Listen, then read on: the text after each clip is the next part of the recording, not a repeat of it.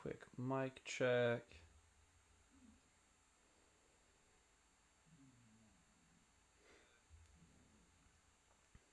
Test, test.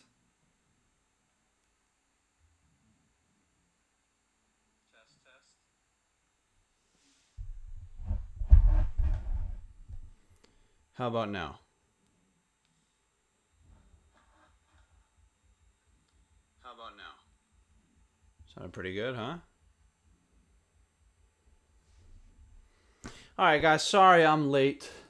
As you can tell, I'm not in my usual setting. Uh, that chair is killing my butt, and I did not want to buy a new one, so welcome to the living room. um, uh, yeah, out of the recording room, just seat wasn't working, needed a change, and last week I had to get off super early. We didn't get to do the post-episode discussion for long because, I was just hurting, and I didn't want to sit there anymore. So we're going to try this one out, see how it works. It's definitely an odd camera angle, so hopefully it's not like too disorienting for you guys. I'm having a hard time like getting it close, but not too close, and I don't know. It's weird, and I think I'm going to straighten this in a second. But hopefully you guys don't mind the change. It's definitely going to be a little bit better for my poor hip.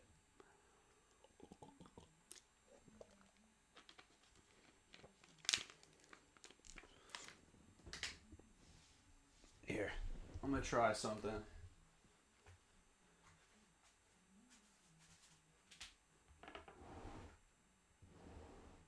Gentle.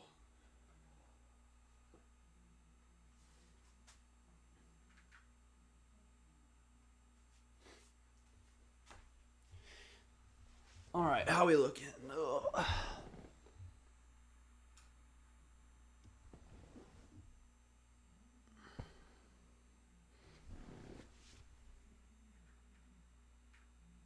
Sorry, it's a close up of my crotch right there.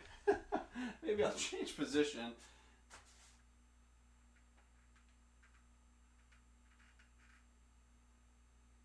Sorry. I knew I should have just done this right before we got on. Hey, that's better, huh? That's not bad. I like it. I like it.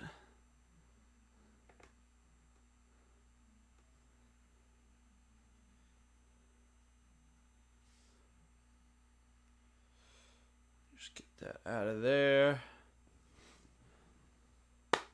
Okay, so we'll do a quick recap of episode 5. God, I usually put my feet up here. I don't know if my dogs are going to be in the screen. All right, we're going to do a test run here. Ah, we made it. Okay, I can do this then. So the last time we were all watching Ahsoka, we got to see Anakin and young Ahsoka for the first time in live action. It was basically the Clone Wars show taken from animation to live action. So we got to see Hayden Christensen and that girl who played young Gamora in Avengers: Infinity War. Everything was great. It was super, super well done. I know the internet kind of broke. Everyone thought it was so cool. And then let's not forget that transition where it was, excuse me, where it was Anakin. He was walking through the smoke and he transitioned to Darth Vader and it flashed back. It was great. So I guess I just want to start by saying Dave Filoni. I don't know what I do with my hands now. Dave Filoni, that was fantastic, fantastic episode. Definitely was. I don't know. I kind of want to say divisive, but I don't know if that's the term I would actually use. I know a lot of people who watched the Clone Wars and Rebels.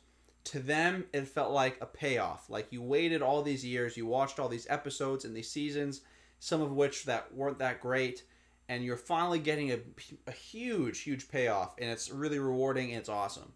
But then I also see some people online who, they didn't watch any of the animated content. They only watch live action stuff, and they're watching it and they're confused and they're like upset or they're a little bit butthurt about it and they don't love it. The big thing was I was seeing people kept calling it fan service, which was, I don't know. I guess I kind of see where you're coming from to an extent because you didn't watch all those individual shows and get invested in these characters. Those of us who did, It was more like, oh, finally, we waited for this moment. So I don't know if fan service is the right term. Um, but I will say my opinion is, for the most part, I think it was really well done, beautiful storytelling. Um, I will say though, I did get in a bit of, I don't know if argument's even the right word, but I got into a discussion with somebody on Star Wars Theory's Instagram page. Star Wars Theory posted like a clip from the last episode, and somebody said, "Hey, Star Wars Theory, why do you only like Star Wars when it's lightsabers, explosions, or Jedi?" And then that got him a lot of hate. He was getting screamed at. You guys can go check it out. It's on Star Wars Theory's like second to latest post on his Instagram, and go to the top comment with all the responses. I responded to a sub response because somebody was roasting Andor, being like, "Yo, if you hate Star Wars, go watch Andor. If you love it, watch Ahsoka." So I went in very, polite. I was like, "Hey, don't slander Andor. Andor is one of the best Star Wars TV shows ever made. Like, if you want to make fun of a TV show, save that for the Book of Boba Fett or something." But so that kind of just created a debate in my mind. Is Andor Star Wars? And if it is, how does it compare to Ahsoka? And here's what I'm going to have to say. I'm going to have to think about my words carefully here, because I'm going to get in trouble if I don't say this correctly. My glasses are shiny. I don't know if you guys... I won't be able to see anything. For original storytelling, so original, made up, it was created from scratch, Andor is the better show. It just is. It's unique, it's different, it's exciting. I hate when people say it doesn't feel like Star Wars, because that's not the case. I mean, again, I hate to keep saying Star Wars Theory's name, but he was one of those people who were like, they're using bricks and screws, and that's too earthly, and it takes them out of it. It takes them out of it and makes them feel like it's not Star Wars. To them, I would say, I think it's more of an insight on your grasp of Star Wars than actually the show not being Star Wars-esque. Andor was very much like Star Wars, but it gave us an inkling on what the entire galaxy was feeling, and not just hyper-focusing on one family, aka the Skywalkers, the whole time. So Andor expanded upon this, the galaxy, ironic, and it gave us a more in-depth look to actual normal people. And in doing that, we found emotions and situations that we could relate to. Like espionage and imprisonment and an unjust government ruling over us, and how frustrating it would feel to have no power whatsoever. That is what Andor is so good at. I mean, those prison episodes were some of the best TV I feel like I've watched. It was great. Now, on the flip side, I know a lot of you guys are probably thinking, hey, man, that's not Star Wars. There's no Jedi. There's no lightsabers. There's no space battles. There's, a lot of the stuff that we fans know as Star Wars, it's not in it. And to you, I would say, sure. I mean, I get it. That makes sense. It's not as similar to what you've grown accustomed to as you would have liked, maybe. But I think there comes a point in time where you have to mix up the genre, because if we just keep getting the same Star Wars, no matter how good it is, we're going to get sick of it. And I think Andor is a great break from the status quo. When it comes to that gut feeling you get when you're like, that's Star Wars, that's sick, Ahsoka takes that one hands down. And it is a little bit cheating, because it has all these characters that we've known for years: Ahsoka, Anakin, Sabine, basically anyone from Rebels, and then all the side appearances that we're seeing right now, and a few Mandalorian cameos as well. So that show is populated by characters from other Star Wars shows. So obviously this show is going to feel more Star Wars-y than Andor. But as a whole, because it's written by Dave Filoni, who's like the heir apparent of George Lucas, it's clear to me that he gets what Star Wars is about. It's not just the cut and dry, black and white children's show that a lot of people have been saying that it is. It's not what it is. Star Wars can utilize real life and serious topics and problems and conversations, and portray it in a way that maybe makes it less severe, but no less interesting, right? Like, we can talk about politics. We can talk about, I don't know what I should say on here, like ruling classes, government systems. We can talk about war and violence and PTSD and all these things. We can talk about these things, but put it under the umbrella of Star Wars, and that makes it a little bit more palatable. So we adults, we're like, oh, I get what you're saying. This aspect of war is wrong. Maybe we should think about that. But then a kid can watch it and be like, hey, that's super cool. They fought, and the guy's sad now. You know what I mean? So I think Ahsoka is a nice balance between actual real life problems that keep adults interested and then making it entertaining for children as well. Finding that balance is Star Wars, right? I think that's been lost in the years because Star Wars has been no balance. It's either been like Rogue One, where everyone's just dying and it's very adult themed. And then it's the sequel trilogy, where everything is just clearly meant for children. And it's insulting to any adult that watches it. So for that reason alone, and then even forgetting the tone, the type of humor they use, the uplifting feeling of each episode, that's all Star Wars. So Ahsoka wins that one hands down. I hope that sounded more eloquent than it did in my head, because that sounded brutal. But I think Andor so far is the better original content, hands down. But if we're talking about which one portrays George Lucas's Star Wars better, it's Ahsoka. Now, we're going to have this episode 6, so 3 more episodes, including tonight's, to determine which show is the best. And I think that's something I'm going to be interested in pursuing, because it kind of struck a chord with a lot of the people on Instagram last night in our arguments, how differently the opinions were between Andor and Ahsoka, and like who liked what more. So I'm going to hopefully you guys are interested, I'm going to keep that in mind as we move forward, and as we're looking at ways to close out this series when Ahsoka eventually ends in 3 weeks. I think that's going to be like my big finale, my decision on if Andor is better than Ahsoka. Because as you guys know, I loved Andor. I'm loving Ahsoka. So I'm interested to see where these things take us and how I can compare these two shows by the time we get to their end. What'd you guys think, though? Oh, about all of it, really. So I kind of skipped the recap right there. But what'd you guys think about last week's episode? Obviously, it was kind of monumental for Disney Star Wars because it was so refreshingly good. And then how would you guys compare the show so far to Andor? Because I know that we got a bunch of opinions up in the chat right now. And I'm interested to hear what you guys have to say.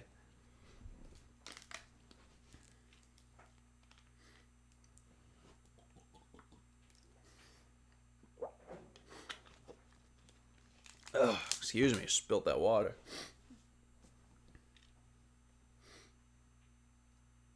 I'm thinking what I'm seeing right now is Ahsoka is going to be the more popular show.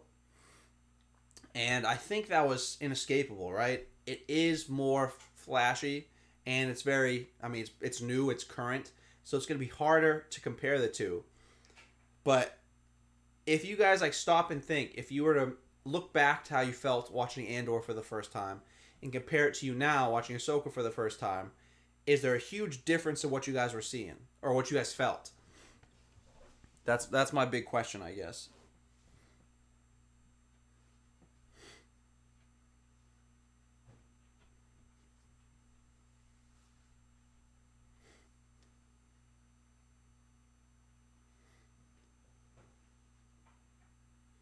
Just give me 1 second.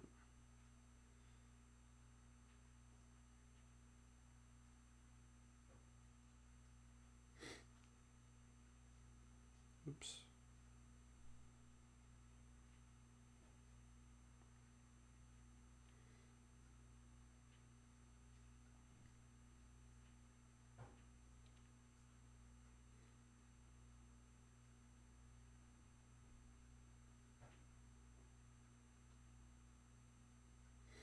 So I'm going to see if there's any more developments in the the comment section that I left all those things in.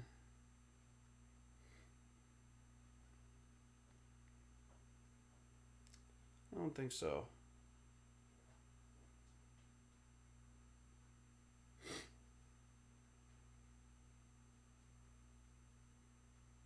Oh well. It would have been interesting to see if there's anything else people wanted to add.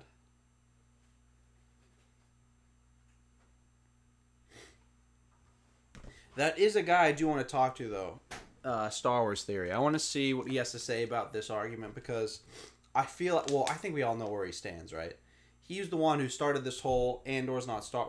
Oh God, I have to be delicate with what I'm saying. I know he's very popular. He didn't start anything. Let me rephrase that. He was very strongly opinionated on the fact that it was too, in my words, hyper realistic to be Star Wars esque. So he really disliked it for that reason. And I think he went on his own channel and talked about how he enjoyed it. And he thought it was a good show, but he couldn't get past all the bricks and screws, whatever that means. So yeah, hey, tag the third floor in his comments and his watch party. Let's see if we can get a conversation going.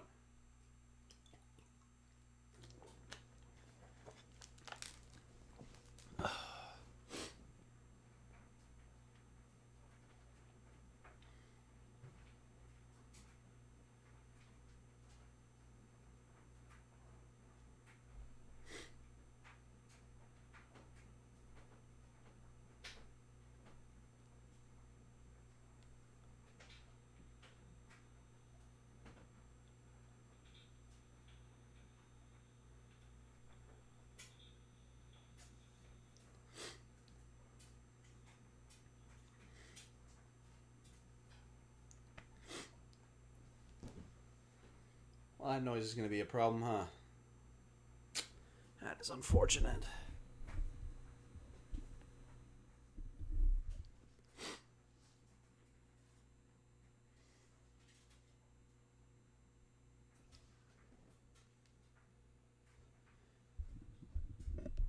Does this change anything? I wonder. How about now? Yikes, that was straight in my ear.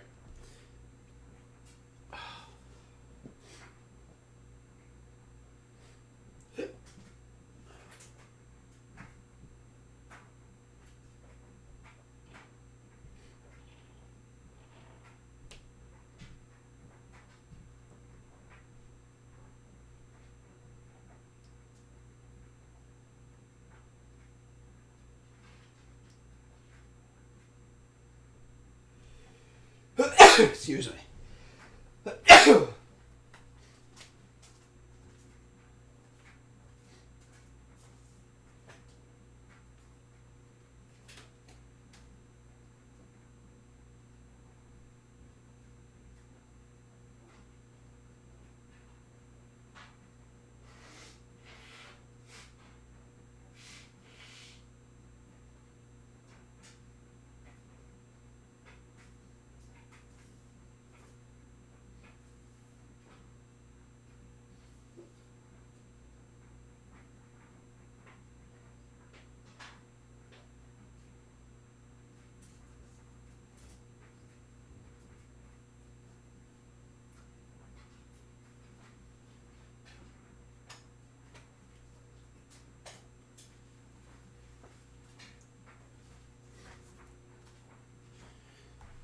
Alright, I am back.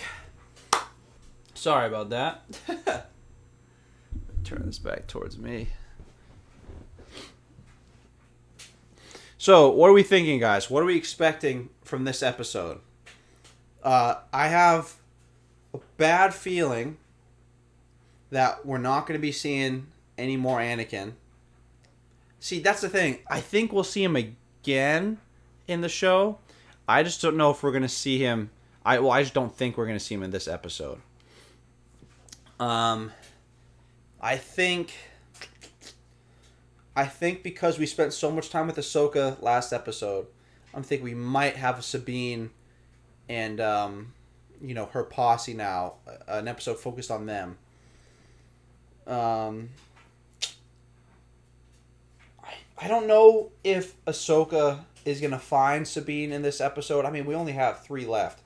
I'm thinking because they did an episode entirely focused on Ahsoka, this next episode is going to be an episode about Sabine and how the Dark Jedi are trying to turn her against Ahsoka and have her join their group, like a band, I guess. So I'm thinking that's what's going to happen. I would be surprised if any of these things happen. They find Thrawn and Ezra this episode. Ahsoka finds Sabine this episode. I think those are the two big things that maybe a lot of people are expecting that I just don't think are going to happen. I think there's a chance they get to where they're going this episode, and it's not just like a spaceship-centric episode. But who knows?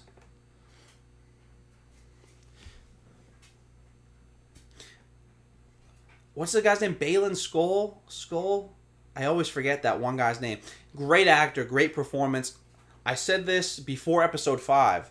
I want more of him. I want to see more of what he's about. I want to talk about his opinions and how he views the world. Like, he seems so interesting. And I want to see him now that I'm thinking we're not going to see Anakin back ever, or this episode at the very least.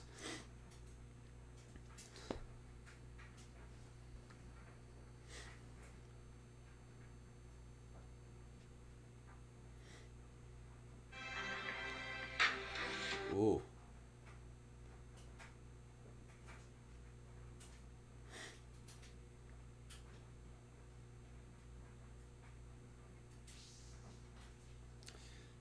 What up, everyone? How's it going? Anyone want to argue their points on Andor versus Ahsoka so far? Date now on both. Thank you for that great advertisement.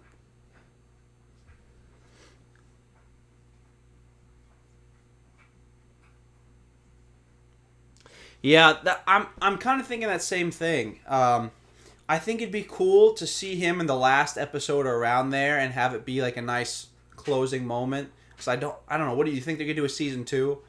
But personally, I don't think they're gonna do it. I think he might poke his head in one more time for like one last lesson. But yeah, there's definitely a chance that he's out, which is sad. I mean, I loved seeing him.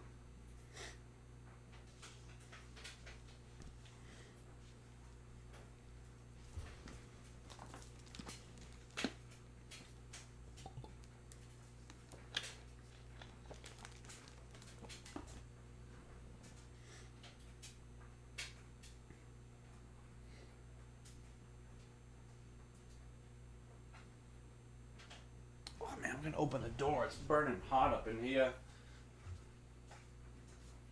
Up in here. Up in here.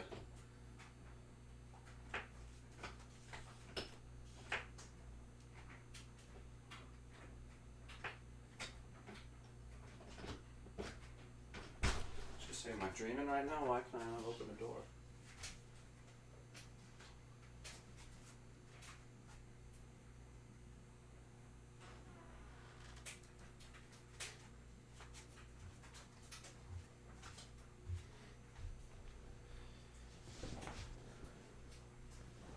It is. Oh, it's getting great reviews. It definitely is.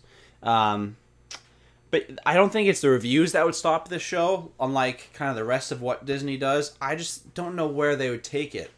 Like, where else would Ahsoka go, and where would her story go? I don't know. That's the only part I struggle with.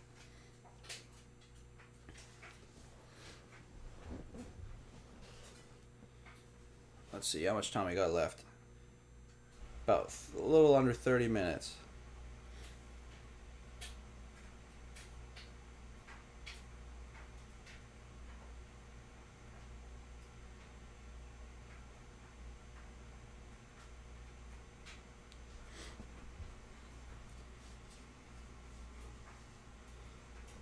I feel like I'm sitting at such a weird angle with this camera right now.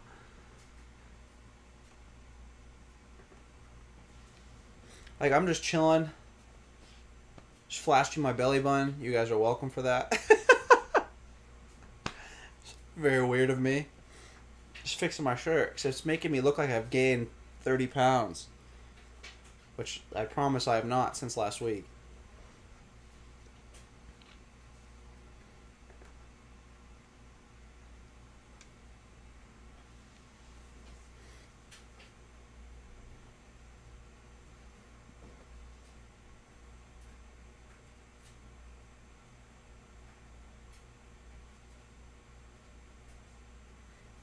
Oh, dang.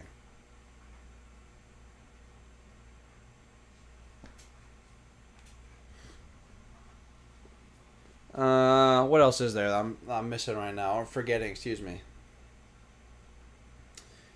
I guess my unpopular opinion is that the last episode, episode 5, was not perfect. In fact, it was close. I just think it needed a little bit more Anakin and Ahsoka teaching time.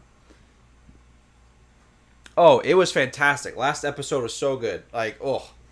But I will say, like, in terms of, was it a 10 out of 10 or perfect? Not quite for me. Not there. I wanted more Anakin and Ahsoka teaching time, and I don't necessarily know if I liked how it ended with her disarming Anakin and then just being like, I'm done now. I get the message they're trying to say, but I think the lesson Anakin was teaching her could have been done a little bit of a different way. I don't know. That's just my opinion. But, I mean, I'm just being an annoying nitpicker at this point because, oh, God, that was so good. Especially when you look at it in comparison to the other garbage they've pushed down our throats since Disney acquired Star Wars. Oh, so good.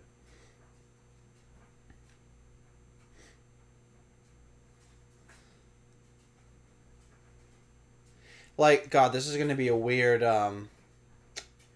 analogy. I don't know if any of you guys have seen the show Yu-Gi-Oh! GX, right? Yu-Gi-Oh! The playing card TV show was the original one. Yu-Gi-Oh! GX was the second one. They're like a bunch of kids in a Yu-Gi-Oh! School. In Yu-Gi-Oh! GX, you have this young kid, and he's dueling Seto Kaiba. If you guys don't know who that is, it's like the big bad antagonist. And he has like the most powerful card in the whole game. And he goes up against this guy who he idolizes, and he gets absolutely smoked. He gets destroyed. The whole reason he had this little... It was a dream in the end, not spoiler alert, it was a dream. The reason he had this dream is because he was fighting one of his greatest fears. His fear in this instance was letting down his friends. Okay? So he was taught by losing. Just because you lose a fight doesn't mean you're a disappointment or that you're a loser or that you've let people down, right? You're a human. Now, Ahsoka, her greatest fear is becoming what Anakin became, which is Darth Vader. So, let me clarify, is her losing the ability to stop fighting. There we go. That's what I'm trying to say. She's afraid that she won't be able to ever stop fighting. Okay? Now, instead of having her actually stop from killing Anakin, I think she should have been forced to face Anakin when he was at his worst, on like a rampage. He's like chopping down at her from left and right, pushing her back, about to kill her. And when he's doing this, she's going to see everything she hates about herself. Then, after that, she can throw away her sabers, and then she can stop fighting and be like, hey, listen, kill me if you must, but you're not me, and I'm tired of treating myself as such. You know, something like that. Obviously, I'm just spitballing off the top of my head, but that's what I imagined in the first place. Roast me in the comments. I don't care. I don't care anymore.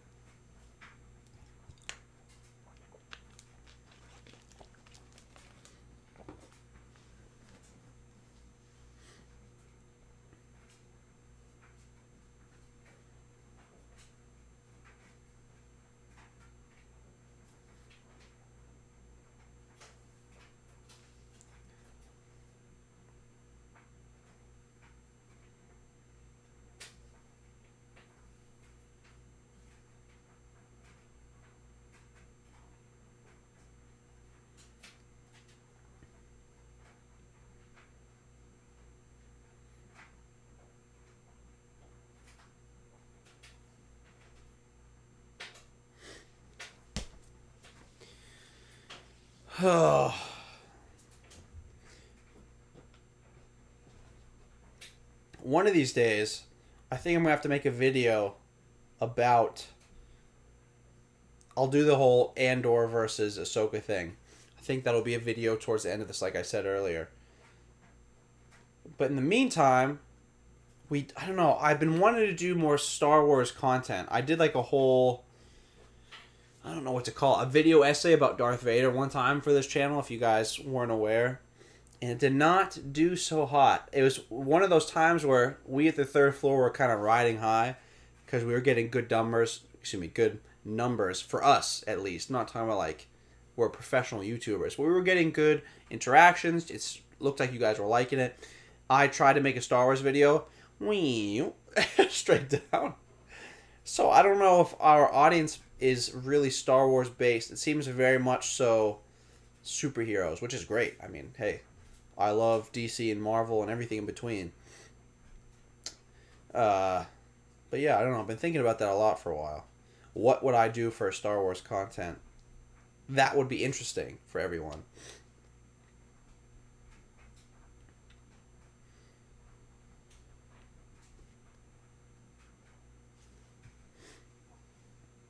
What do we think? What would you guys want to see for a video? Like a fan fiction? Would you want to see like what is this? What the heck? A fan fiction. Would you guys want to see like a battle, like a versus battle, where we pick two characters and we say who would win and do like maybe a dramatized version of that and tell you how we thought it would go down? I'm interested to see what you guys would want from that, or from any Star Wars content, really.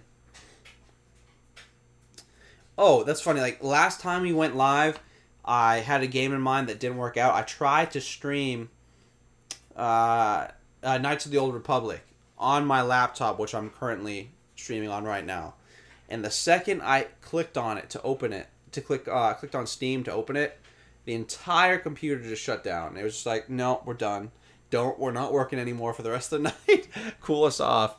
So, as much as I would like to do that with you guys, play those games, I just don't think, I don't know, I don't think my laptop can handle it anymore. She's old. Kind of like me. Excuse me.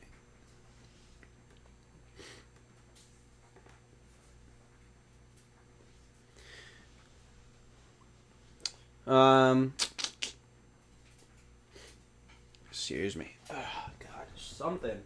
Every Tuesday, I have to like sneeze and I have a runny nose whenever I go live, but the rest of the week I don't have to once.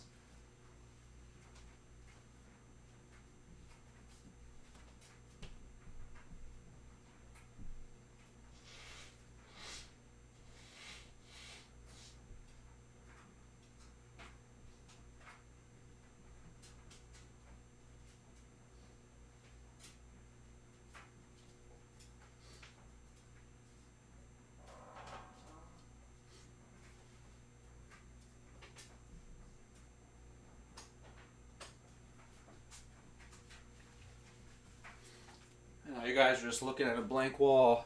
But if you're just joining, there is in fact somebody here.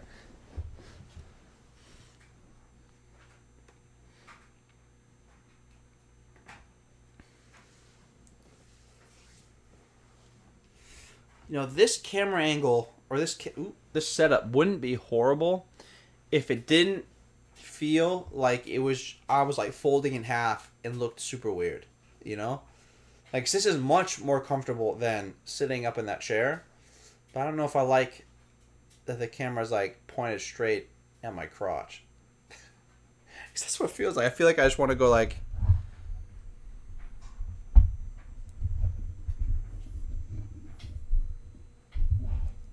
Oh, that's not half bad.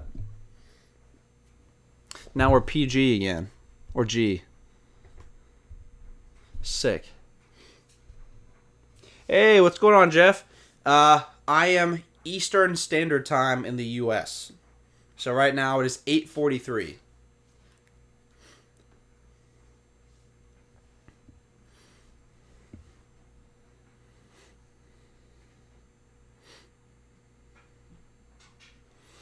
Anybody got any opinions on the Andor versus Ahsoka debate? I'm interested to see what you guys have to say.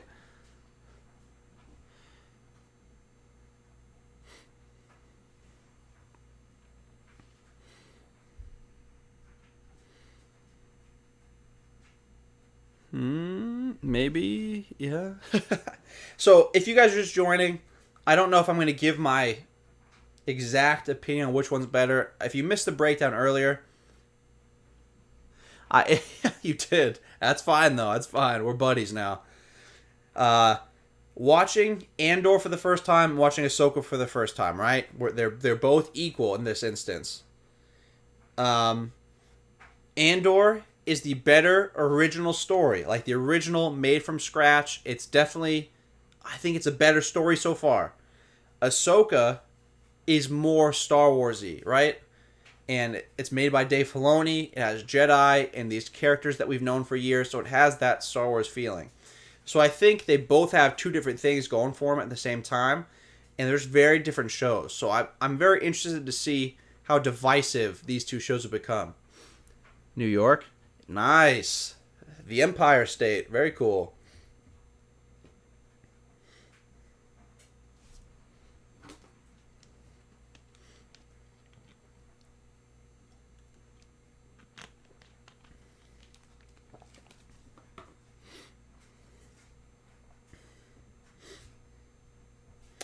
Like, I trust me, I've been trying forever to get the rest of the third floor members. Because if you guys don't know us, there's a few of us, like 6 of us. I would say 6 of us. I want them desperately to watch Ahsoka, and I want them to watch Andor, and so they can compare. But none of them have seen any of the shows, period. So I think we're out of luck on that one. Jeff, Andor is a different vibe, but you liked it.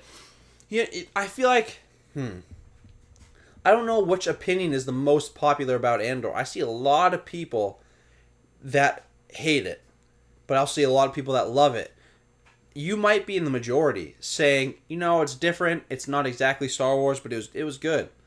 I think it was Star Wars, and it was great.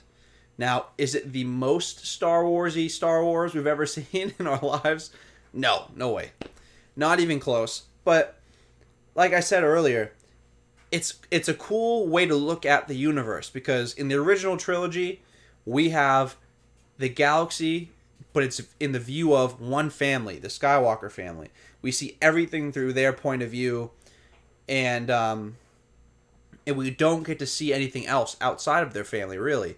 Then you watch Andor, you get to see the entire galaxy from like an insignificant human's point of view, right?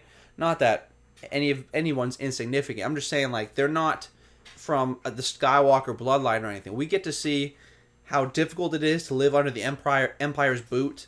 We get to see how poorly they treat people. Like, it fills in a lot of gaps that we never got with the original trilogy. So I just thought it was cool to expand upon the OG stuff. Andor is visually beautiful. Yeah, it was nice to see a different approach. Oh, here's what I will say, though. And this is easy for me. Easy. Ahsoka has the best music of any Star Wars show that has been released. I'm going to say it right now. That could be animated, that could be live action, whatever. Ahsoka has some of the greatest music. Like, you don't think about it when you're first seeing it. Or maybe I do, personally, but when the battle starts, sick music. The intro, sick music. The outro, sick music. Like, Ahsoka does the music, fantastic. Can't say enough good things.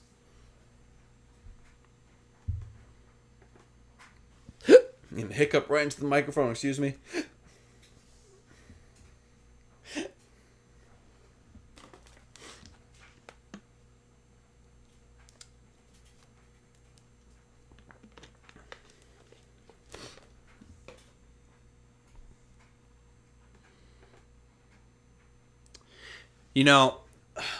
If you couldn't tell by the shirt, I used to live in Los Angeles for a while.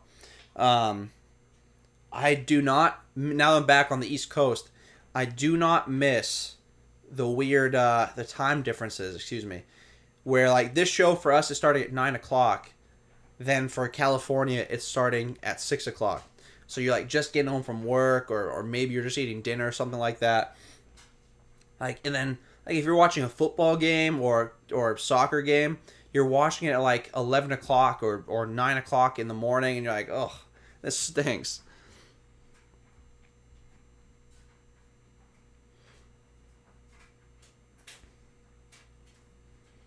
Now, that's an interesting way to look at it, Jeff. So Andor is like a straight line, like it doesn't jump around a lot. Is that what you mean? Yeah, I hear you, Jeff. Me too. Star Wars is my favorite storyline, my favorite overall thing. Um, it's like my favorite subject in entertainment to like study. Right? If you're gonna like research or read a book or a comic book or something, Star Wars is definitely that for me.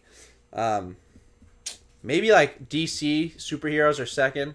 I love DC superheroes. I think they're superior to the Marvel superheroes, at least in writing, not in the big screen right now, unfortunately.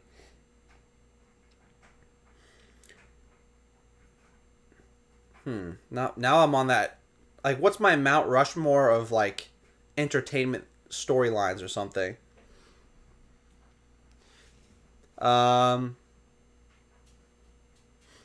all right, Star Wars, DC superheroes, Halo, the old games. I used to read those books all the time. Loved those. And then last for my Mount Rushmore, how about Attack on Titan? I don't watch anime very frequently. I'm not a big anime person, but I watched Attack on Titan because Parker, if you guys know the channel, you know Parker. He recommended it that I watch it, and oh my god, blew my mind. It was so good.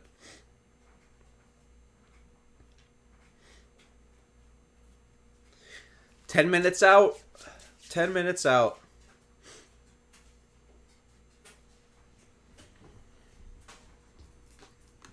Anyone else got a Mount Rushmore of like, I don't know what to call it, intellectual properties, like a Mount Rushmore of stories or universes. Mount Rushmore of universes they like to look at, like Harry Potter, Star Trek. Excuse me, Lord of the Rings. That's a good one.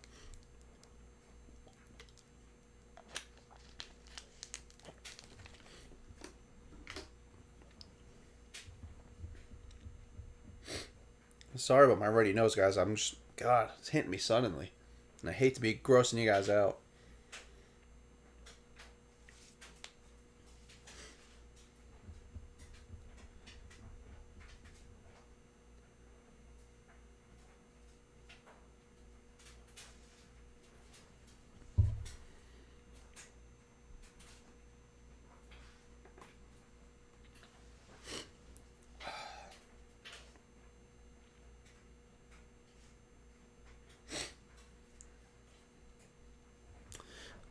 So, I guess for me, for final predictions, now that we're about 9 minutes out from the episode, I'm gonna stamp my last opinion. I think this episode is gonna be a Sabine episode. In the Two Dark Jedi, we're gonna get to know all three a little bit more, especially for those of you who did not watch Rebels, which I'd be surprised if that's many of us. But if you did not watch Rebels, this might be an episode where you really get to know Sabine. Um, so I think it's gonna be mostly about them, and I do not think we're gonna be seeing Ezra, Grand Admiral Thrawn, or Anakin this episode. I just don't think it's happening. So it's gonna be more of like a transitional building to the finale, and I think the finale is gonna take up both episodes 7 and 8. It's gonna be like a big 2-episode finale. That's my guess. Oh, Jeff, another DC fan. Heck yeah. That's what I like to hear. Oh, now if I want to get up. Ooh. Hey, shit me.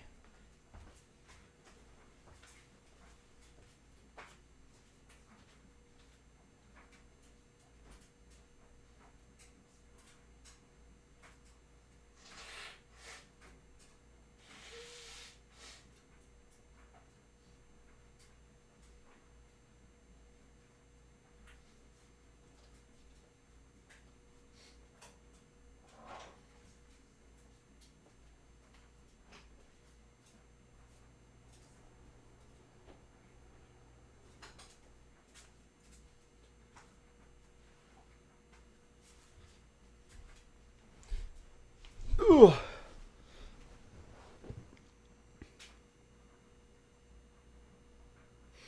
What's your opinion about Balin Skull, Plo Koon, his master? I've been seeing all the theories about who his master was. I don't know, to be honest. Plo Koon would make sense. He seems like his demeanor is quite similar to what we got to see from Plo Koon. It makes sense about, he's powerful, but he's considerate, and he's faith is like a big part to his personality. So it would make sense, but that's tough. And then they're going to stretch Thrawn probably to the end. I agree. Yeah, Thrawn's going to the end. I know. So sad. I didn't know what to expect from his character before the show started. And the second we got to see what he was truly capable of, I was like, dang, we're going to miss out. I mean, obviously, condolences to him. May he rest in peace to his family. It's obviously things more important than the story we're trying to watch. But man, oh man, does he have talent. And was this an interesting character that was written for him. Yeah, oh yeah, big time. I'm hoping, that's my big hope. My big hope is we get a big episode from him today. It's going to be mostly about him. We get to learn about why he's such a mystery. That's what I'm hoping.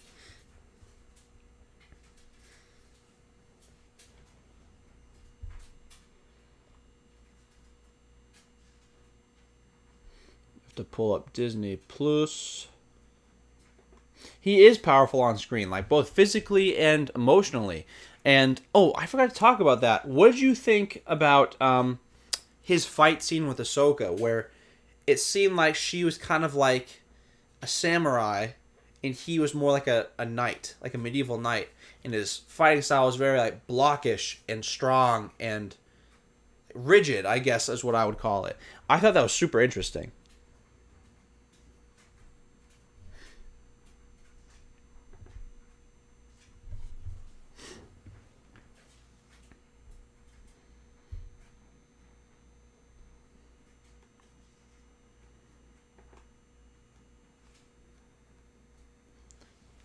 Ooh, I didn't even think of that.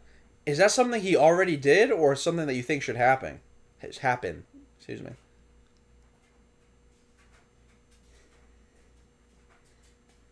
I was gonna say I don't recall him doing that, but I probably could have missed it. That's for sure.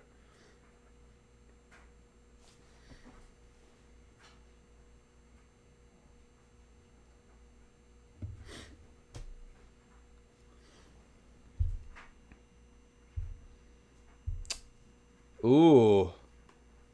Maybe they would have finally been interesting then if he was a Knight of Ren, right? As much as I've called myself a Star Wars fan, which I am, I love Star Wars overall. Man, the sequel trilogy really took it out of me. If you enjoyed the sequel trilogy, I'm so happy for you guys. Like, it's great. I hated the sequel trilogy. It just seemed like they had all this potential where CGI was more advanced and they had all these actors, both old and new. I was so excited. Because I don't know how old everyone is, but when I was younger, so when these movies were first coming out, it was like out of the blue. I didn't know about any dirt sheets. I didn't know about any leaks. I didn't know about anything. Then one day I woke up in the morning and I opened my phone, or my iPod probably even, and on YouTube it said Star Wars The Force Awakens teaser trailer. And I was like, oh my god, a new Star Wars movie. Like, all my friends were freaking out. That was like prime time. Star Wars is amazing time for me. Then we see the first movie, and in hindsight, I will say I probably liked it more than I'm letting on now, just because it was brand new, and there hadn't been a brand new Star Wars since the early 2000s. But then after that, it was like gut punch, gut punch, gut punch. It was so bad. It was so bad. In my opinion, it doesn't have to be everyone's, it's just my opinion. It was tough. Definitely tough. So I'm happy we're getting some good stuff now. I mean, The Mandalorian was great. Or is great, I should say. Ahsoka's great. Andor's amazing. Book of Boba Fett let me down. Kenobi crushed my soul a little bit, but it let me down. Kenobi, they had the right idea. I think I would have taken the same approach they did, but just they highlighted the wrong moments for me. And then let's be honest here. If you guys watched Game of Thrones and you watched the Battle of Winterfell, you remember the big critique of that is like it was shot in the dark. all of Kenobi, it was like, dude, I can't see what's happening. Change the lighting. Like you're having these great fight scenes, these emotional scenes between Obi-Wan and Vader, and you're like, what's happening? I can't even see. So frustrating. He was also the voice of Gar Saxon in Rebels. No kidding. God, the more you know.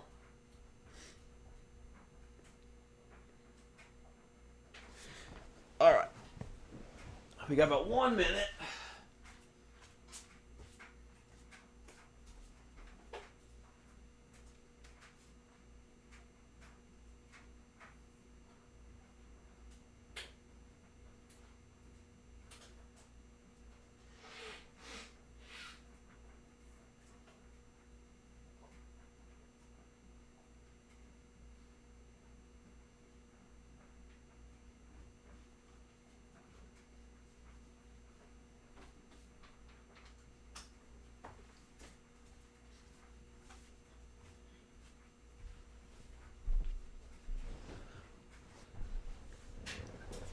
Oh, Rogue One was good. I enjoyed Rogue One. That's the one I did actually like, and I'm screaming into your ear right now. Rogue One was good. All right, it looks like it's 9 o'clock, so if you guys are staying around to watch at the same time, great. If not, I hope you enjoyed the episode and come back after for the post-episode thoughts. Let's see if it's live right now.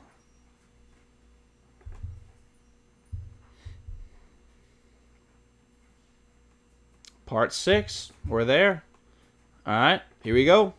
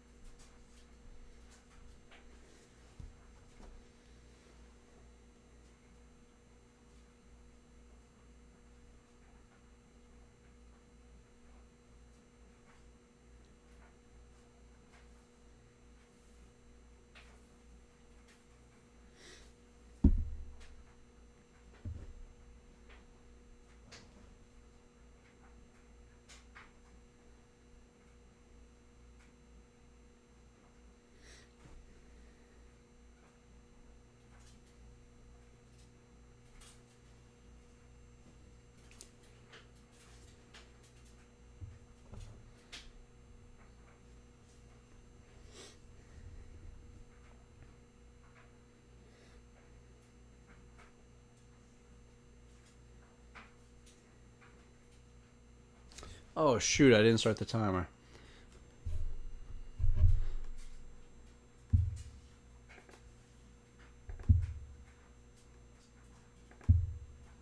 Actually, that was kind of perfect timing. So, the timer should be right up to par.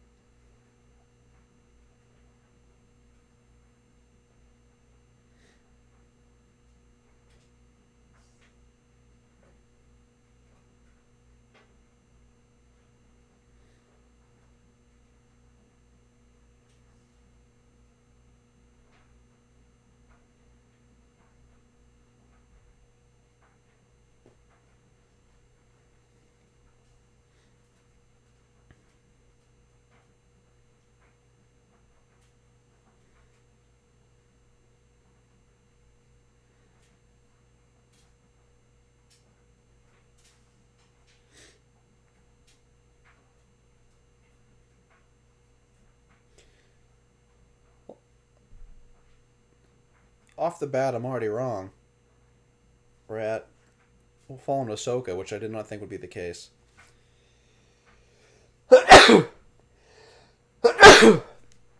I'm so sorry, guys.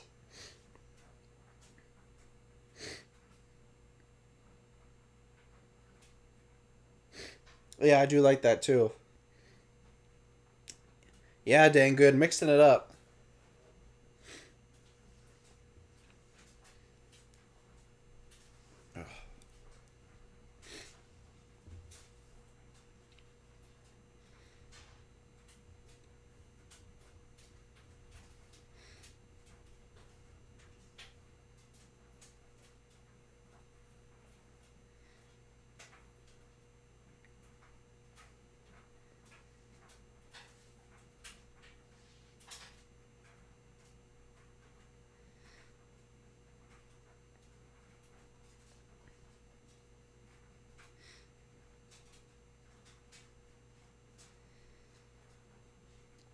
That's a nice touch. That's a nice touch. Hey, thanks, Jeff. Appreciate you.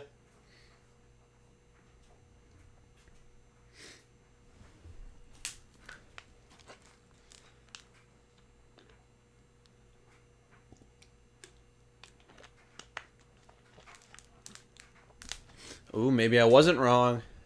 Sabine.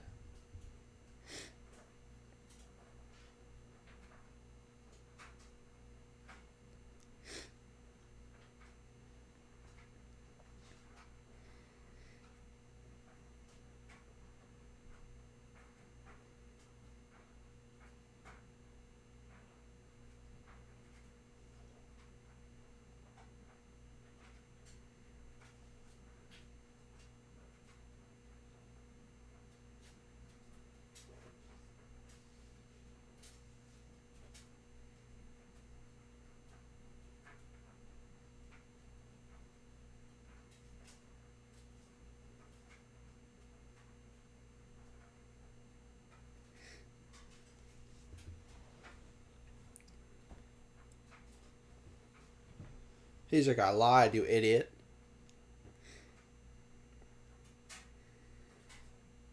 They're really making Sabine seem kind of stupid here, huh? She's like, you trying to kill me, but then we made a deal. Why aren't you like answering to it?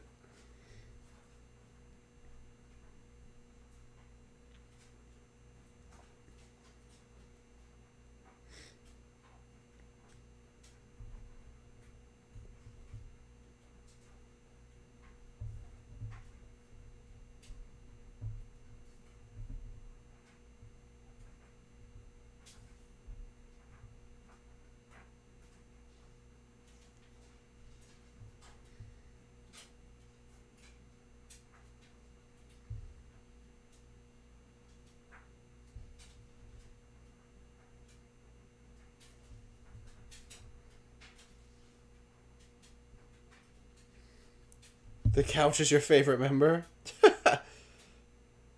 Sick couch, am I right?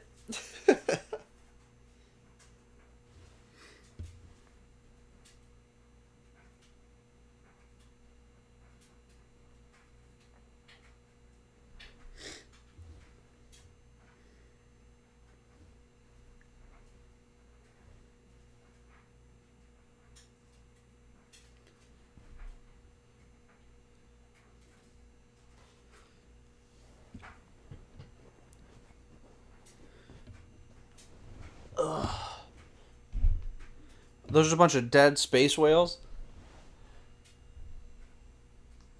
Sorry, guys.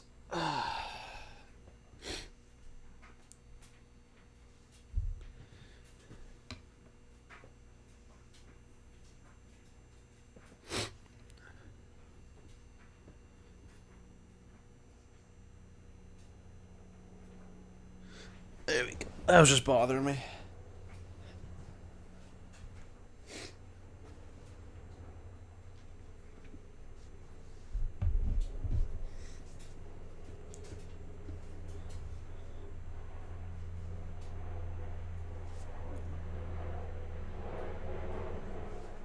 Ooh, did not expect that was going to be the ship that came out. Ooh.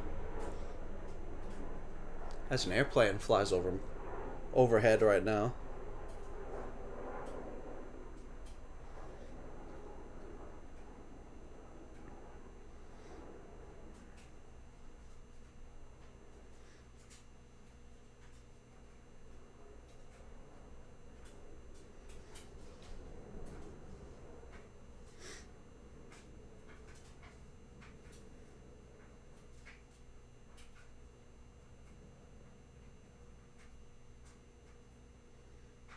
It's cool that we're exploring the origins of the Dathomir witches as well.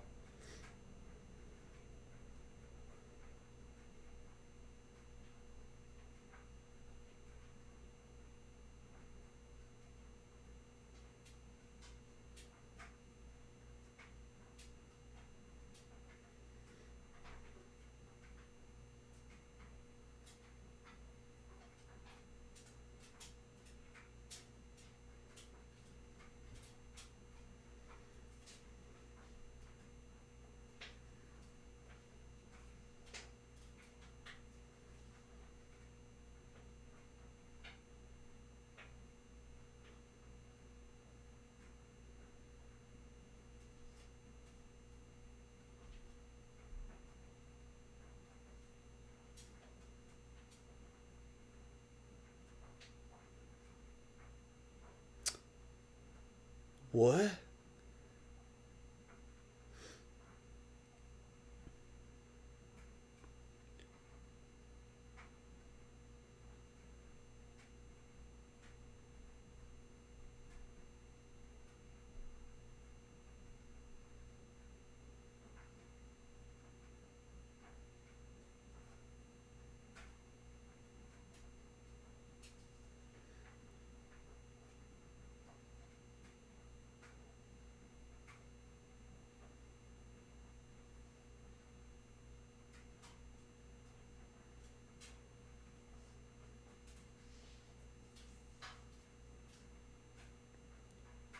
Is this Mother Townsend?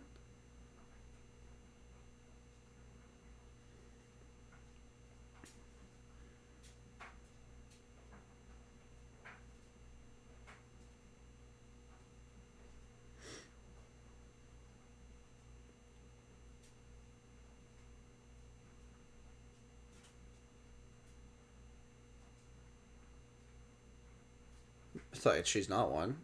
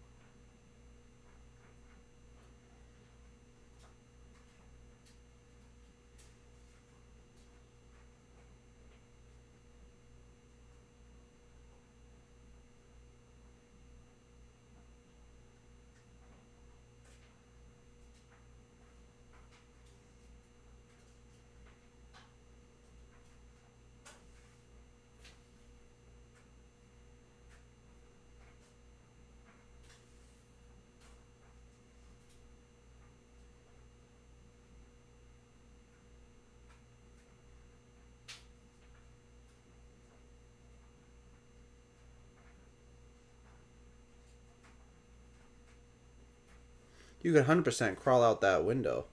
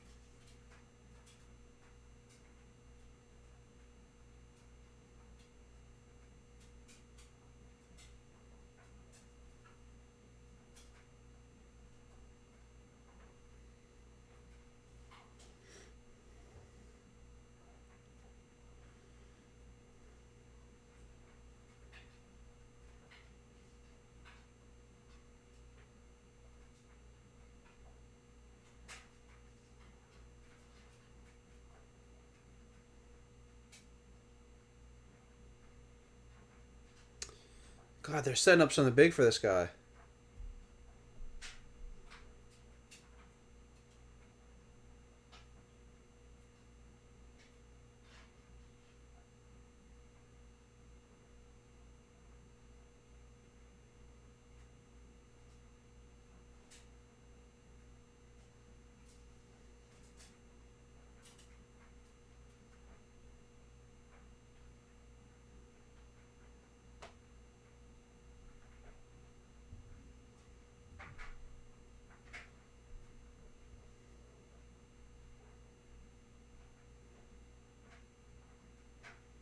Was she trying to meditate?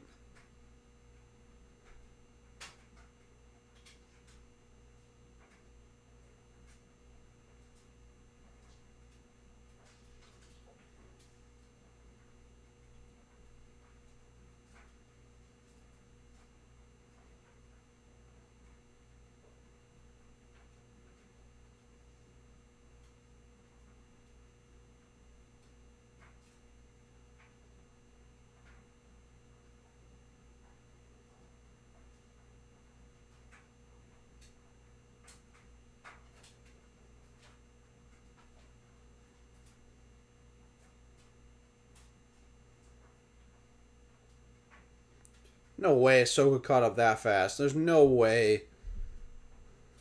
Or my is this the ship? Oh my god, it's the ship!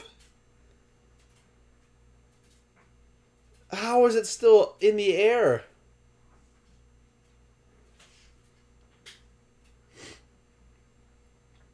Oh my god. And all those drawings underneath. I don't remember if those were there before.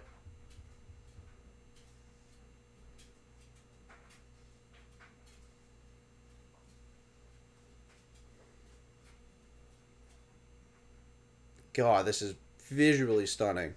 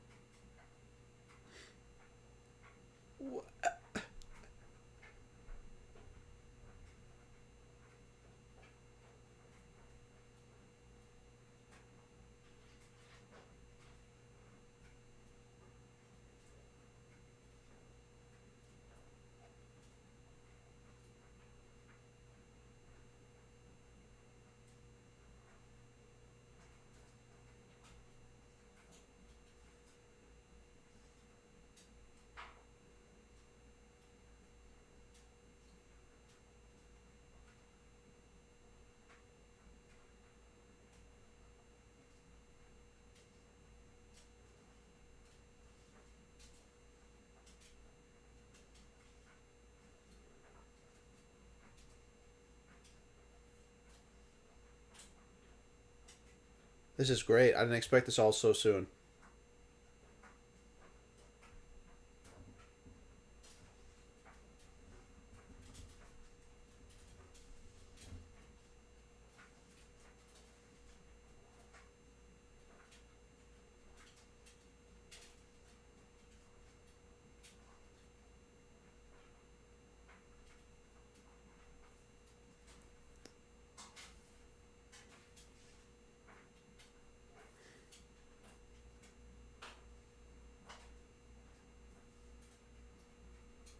God, his eyes are so gross, huh? How much are we betting that Stormtrooper with the golden mask is Ezra? What are we thinking?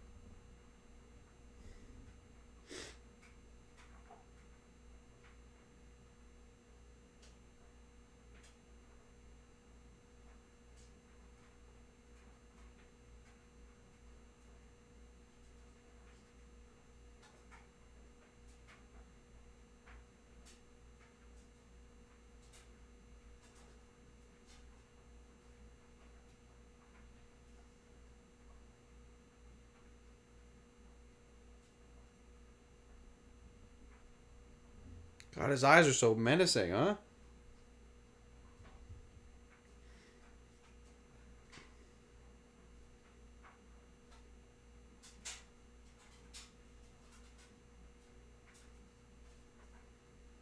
I'm still curious if that golden faced trooper is Ezra.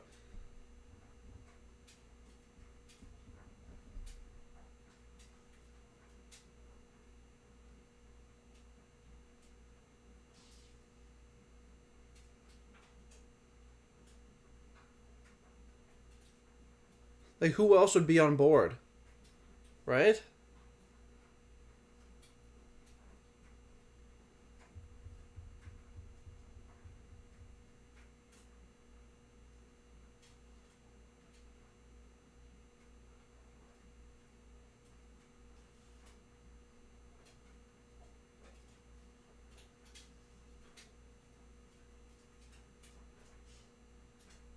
That's Ezra.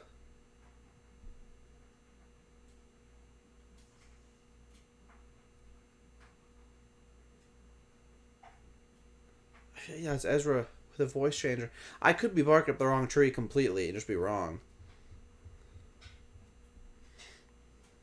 Who else would it be, though?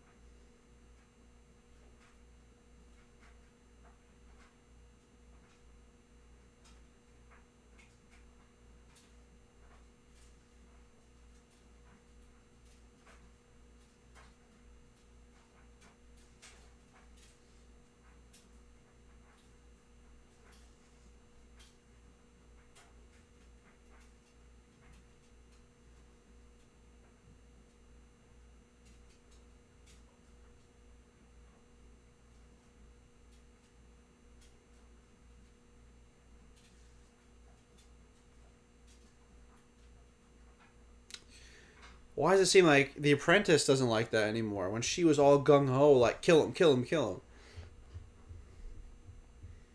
Or maybe she just doesn't like being ordered around again. Hmm.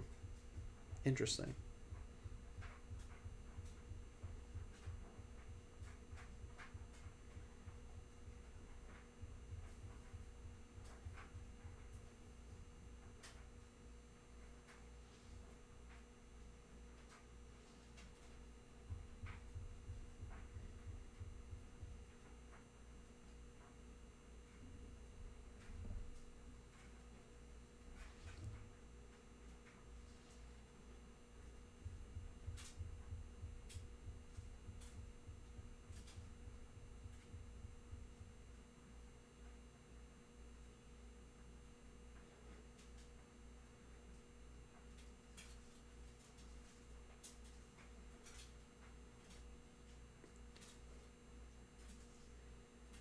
Yo, we're having a Thanos moment right here. You should have gone for the head, dude.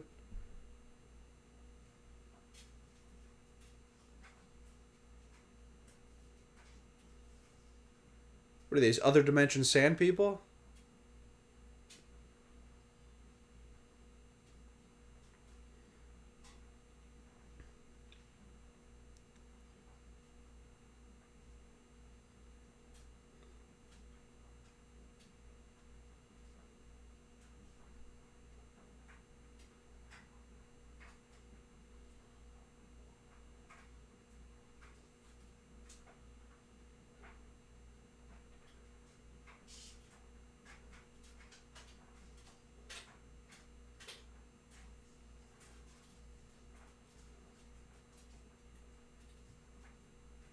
I was gonna say no shot. The little metal pipes are blocking a lightsaber. Zero shot.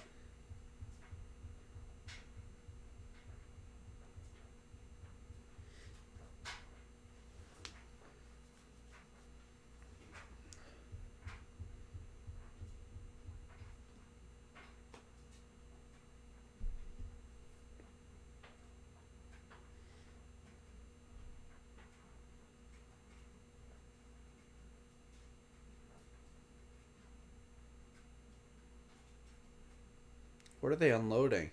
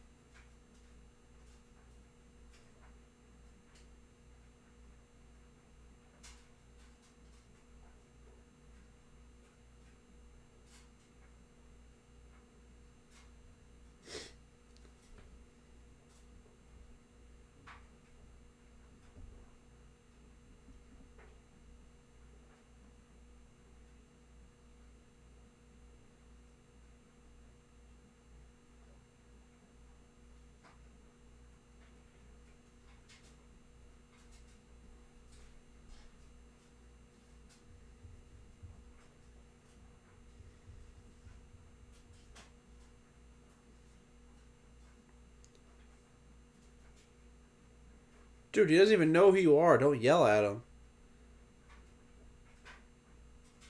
Oh, look, he came back. Don't be mean.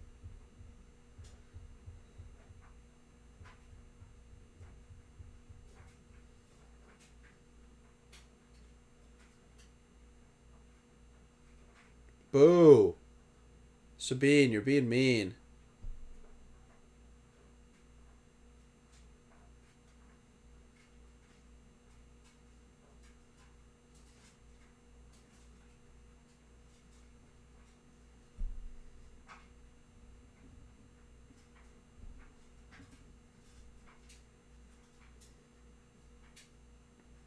Doesn't he even have all your like supplies and everything on him too? Dude, just get over your pride. Ride the dang wolf hyena thing. Oh.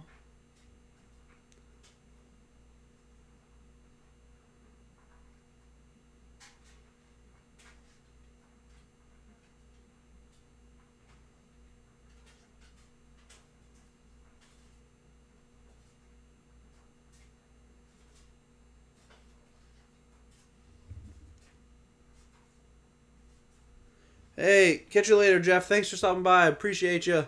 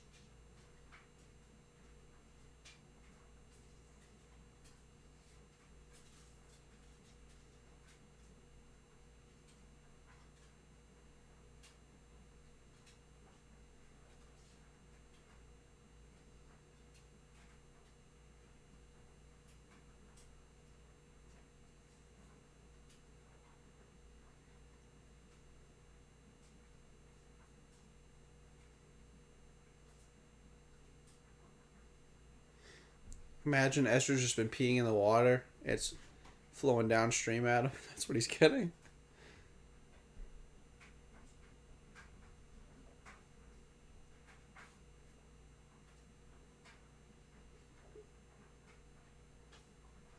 Oh, I hate that.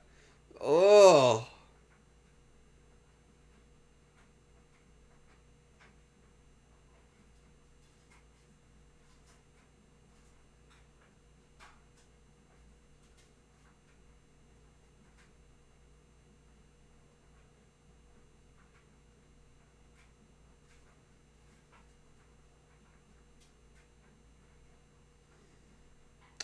Ugh.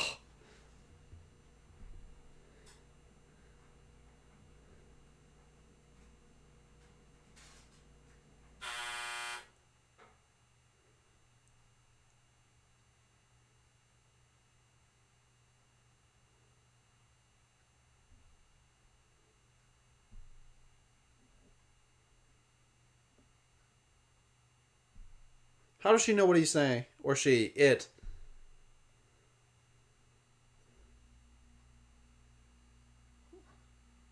Pick up your gun off the ground. Pick up your gun off the ground. Pick your gun off the ground.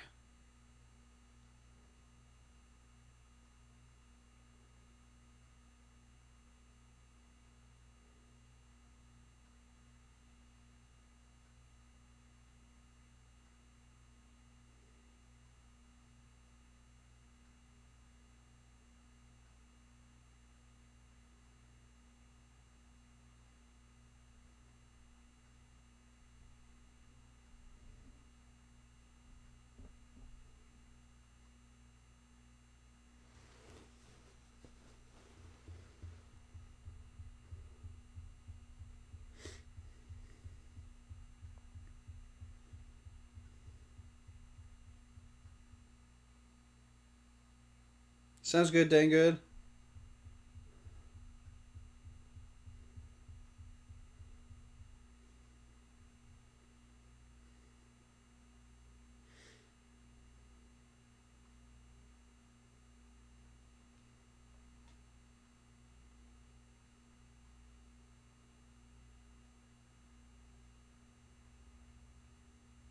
Isla Brija. Isla Brija.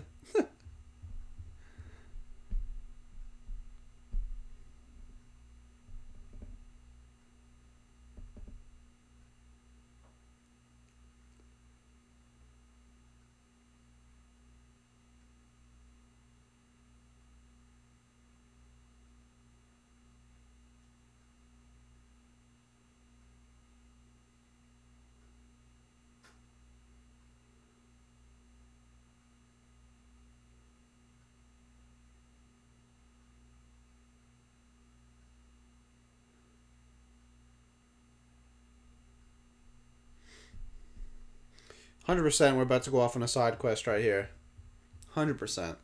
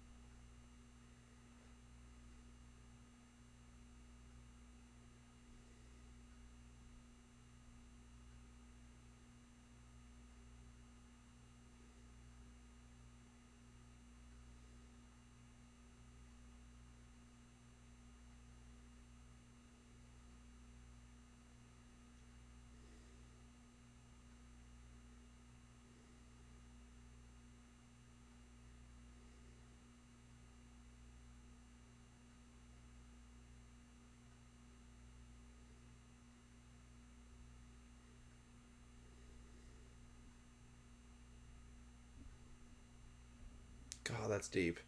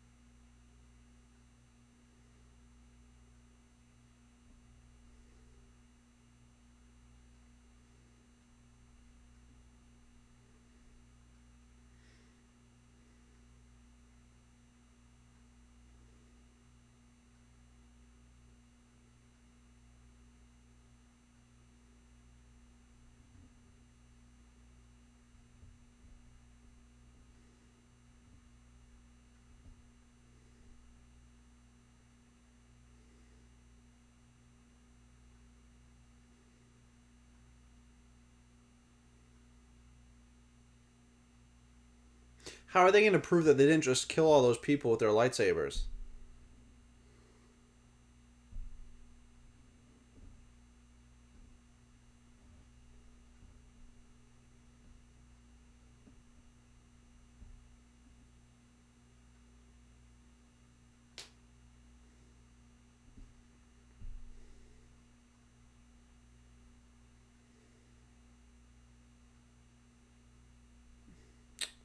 I give it 10% that Ezra's at this camp.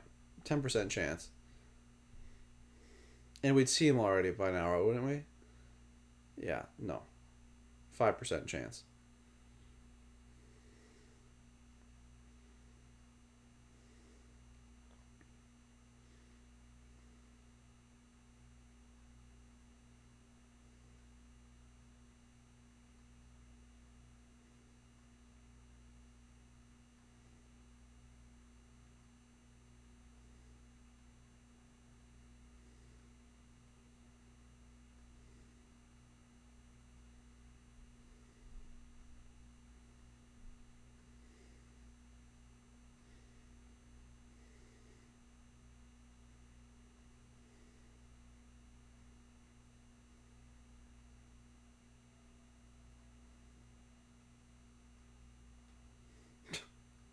What the heck? What is happening?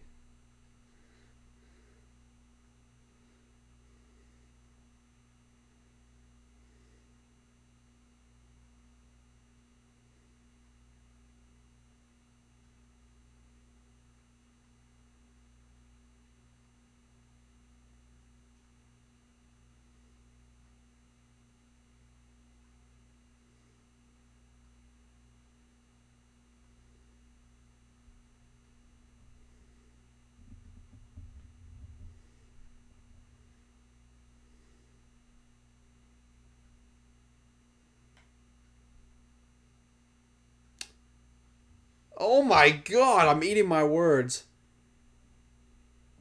Oh my god.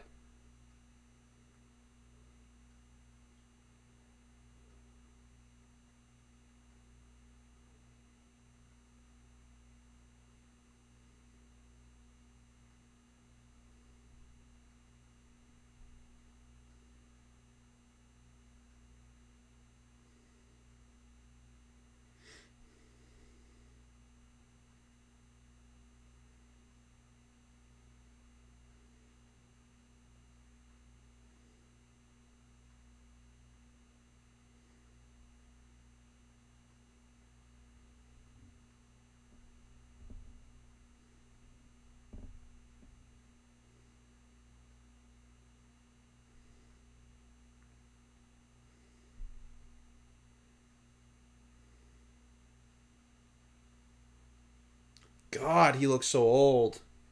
Like, not the actor, but like thinking of Ezra as this age, he looks 10 years older than Sabine when he's supposed to be younger, isn't he?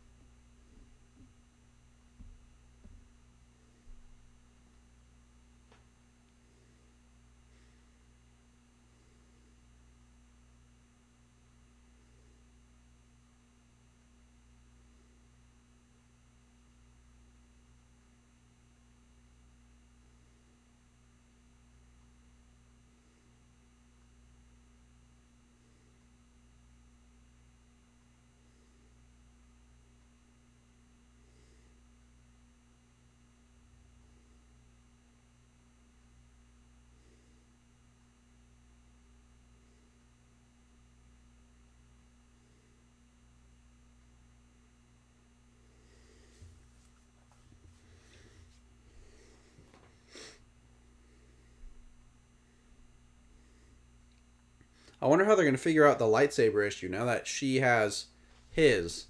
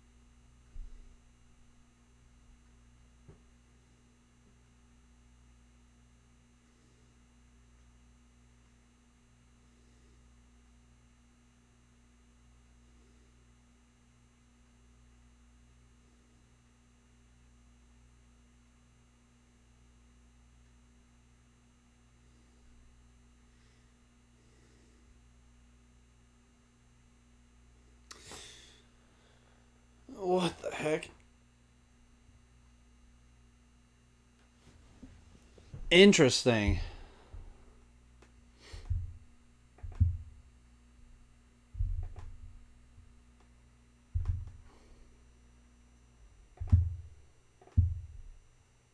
Oops. I've disappeared. Oh. And I'm back.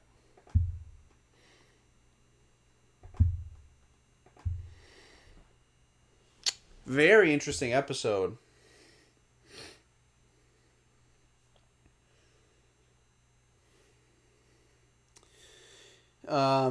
Yeah, so all my predictions were wrong.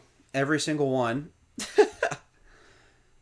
Not only did we find Grand Admiral Thrawn, but we found Ezra in the same episode, which I said would not happen until the final two. So, joke's on me, I guess. We did leave Ahsoka to her travels, which I did predict. But I think that was the easiest prediction of them all, and I got that one right. Overall thoughts on this episode. It was going to have to be a slightly less hectic episode so we could then peak for the final two. So obviously, was this a very exciting episode? No. No, it was not. Was it cool to see Grand Admiral Thrawn and his very weird bunch of stormtroopers and how his ship just came out of the smoke? That was sick. Visually, a stunning episode. Absolutely great. Grand Admiral Thrawn looks cool. The voice actor, or I guess I should say the actor, did a great job. His eyes were haunting. Those red eyes. I'm very interested to see. I was betting my whole house, figuratively, not really, that the stormtrooper with the golden mask was going to be Ezra. But maybe he was just like a regular stormtrooper whose helmet decayed and they found a way to make it better through Thrawn's like collection of old antiquities. Maybe like he had an old mask that he just attached. So that was very good. Seeing the Night Sisters and how they were like, I always say her name wrong, Mother Tenzin. I don't know how to say it. We got to see like a bunch of hers, and that was super interesting. Like, I don't know how powerful they are, but seeing as they have the honorary title of Mother, then that's pretty dang cool. I want to see them in action. And obviously, I think the last high note for me was we saw Ezra. We got to see him. Oh, thanks, Spidey. Love you guys too. Appreciate it. Yeah, seeing Ezra, it was weird though. Like, he was an old man that just looked leaps and bounds older than Sabine, which I could have sworn he was younger. And maybe it was the years of being isolated and alone that turned him to look so elderly, I guess we'll call it, to be gentle with it. So those are some of the positives. Seeing Thrawn and Ezra was great. The cinematography, the look of the whole episode, the Night Sisters, all great. The cons, I mean, the turtle people were not my favorite. That was weird. Very, very odd. It was very anticlimactic when you thought she was off on a mission to find her friend, and she ended up just stumbling into him, being like, "Oh, hey, what are you doing here?" So that was weird. Like, the pacing of this episode was definitely a little odd, I will say. Then, I mean, I don't know. Like, it was just a good episode. It's tough to follow after an episode that was so good.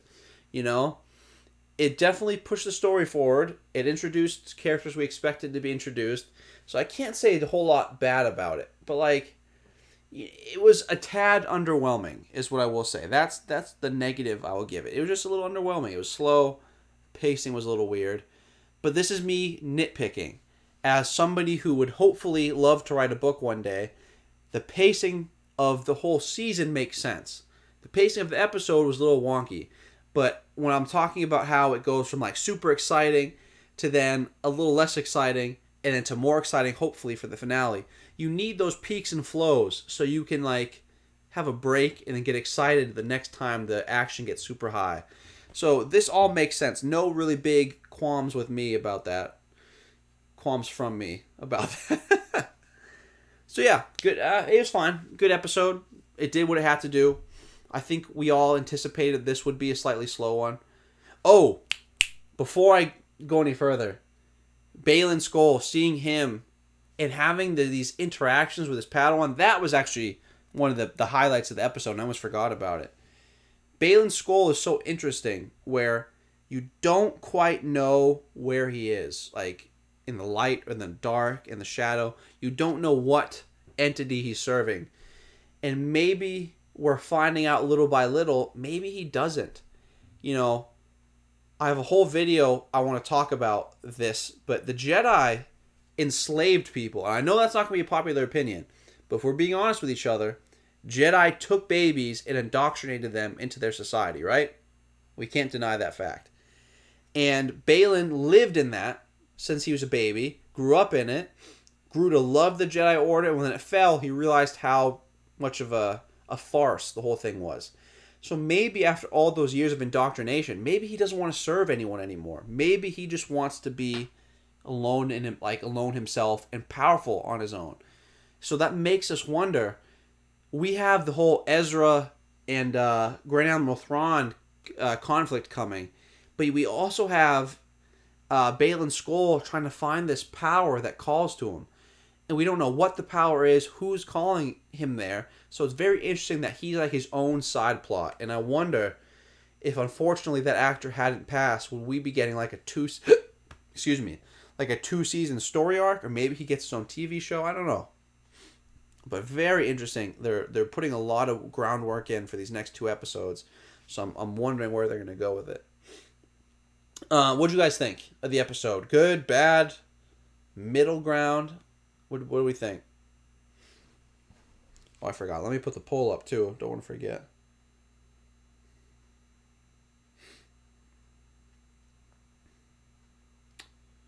Da-da-da-da.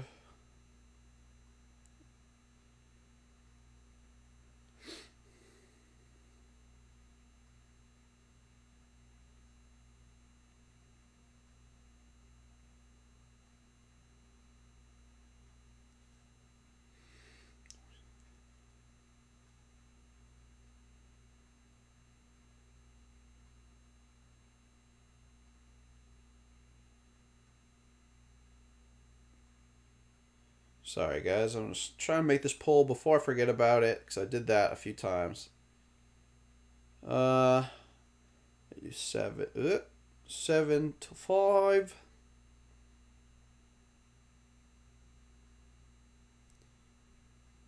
Uh, 4 to 2.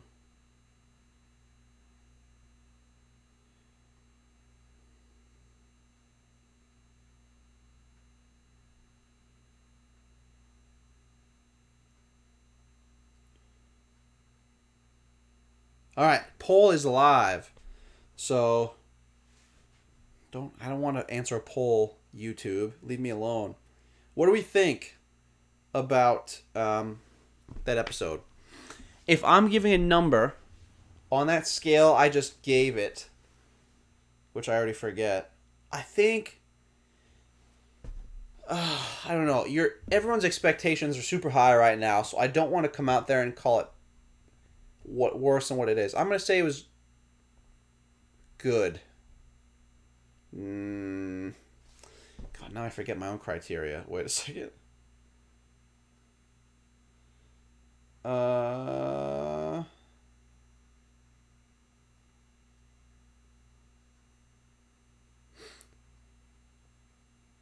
give it a 6.7 out of 10. That's harsh. I'll give it a 7 out of 10 because I keep forgetting the stuff I liked. I think the pacing was wonky. I think the whole stumbling onto Ezra with the turtle people, that was kind of, I don't know. It's very anticlimactic when it seemed like finding Ezra was the whole point of this series. So that part, I'm not a big fan. But like I said, seeing more about Baylan Skoll, great. More about his Padawan, great. Finding Ezra, even though I didn't like how it was done, great. Grand Admiral Thrawn, very interesting. Very his whole situation with the Night Sisters, his whole like falling apart but still put together army. That's cool. I wish we could spend a whole episode learning how he survived and how he kept people in line and kept them like in his service. So very interested about that. But so yeah, a lot good. Pacing was weird. Some of the stuff was weird. So yeah, I'll give it like 6.5 to 7 is my final answer. I'll give it a range here. How nice I'm feeling. So I guess I got to put my vote in then, right? Oh, I can't because I made the poll. Makes sense.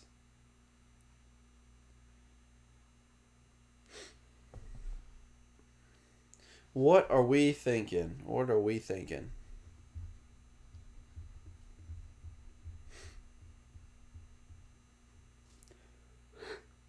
Oh, excuse me.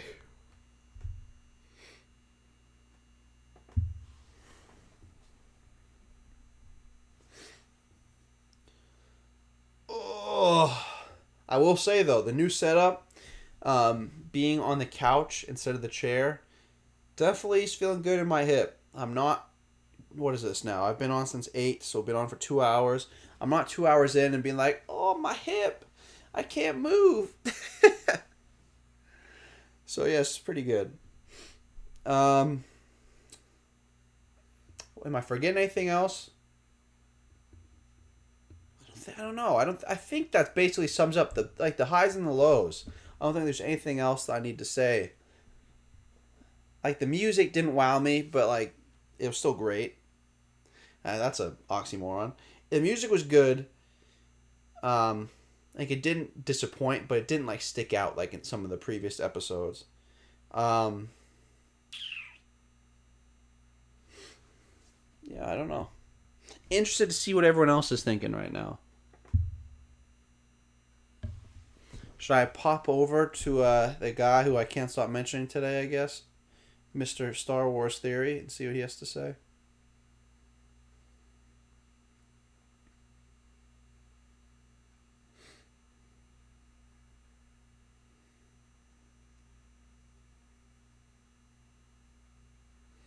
Dang, advertisements. At least with the third floor, right? I don't think you guys get any advertisement when you click on it.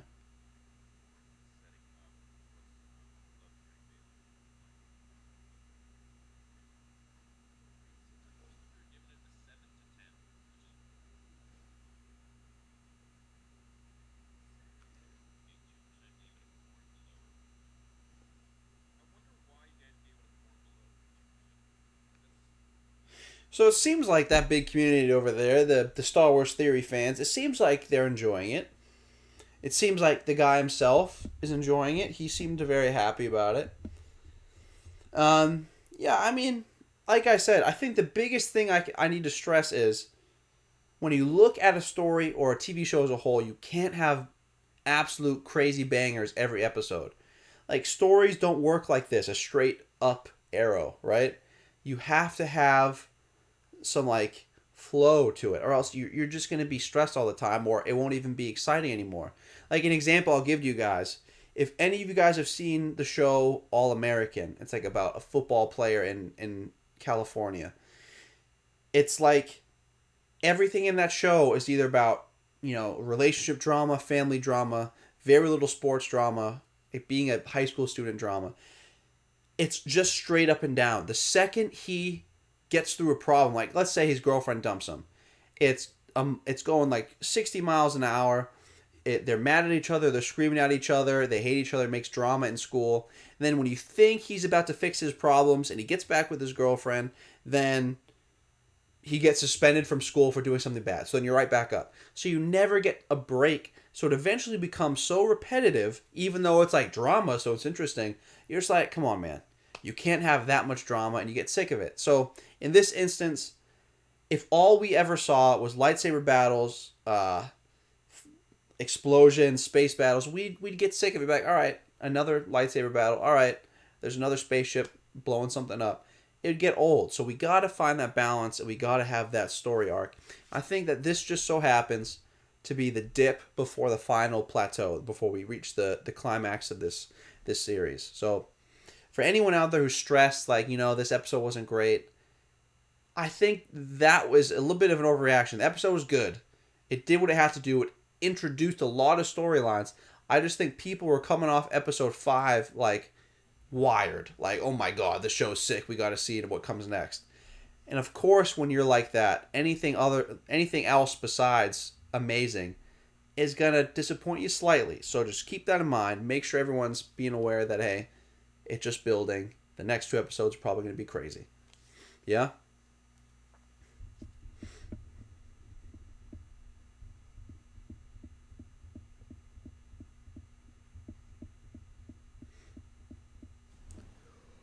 Excuse me.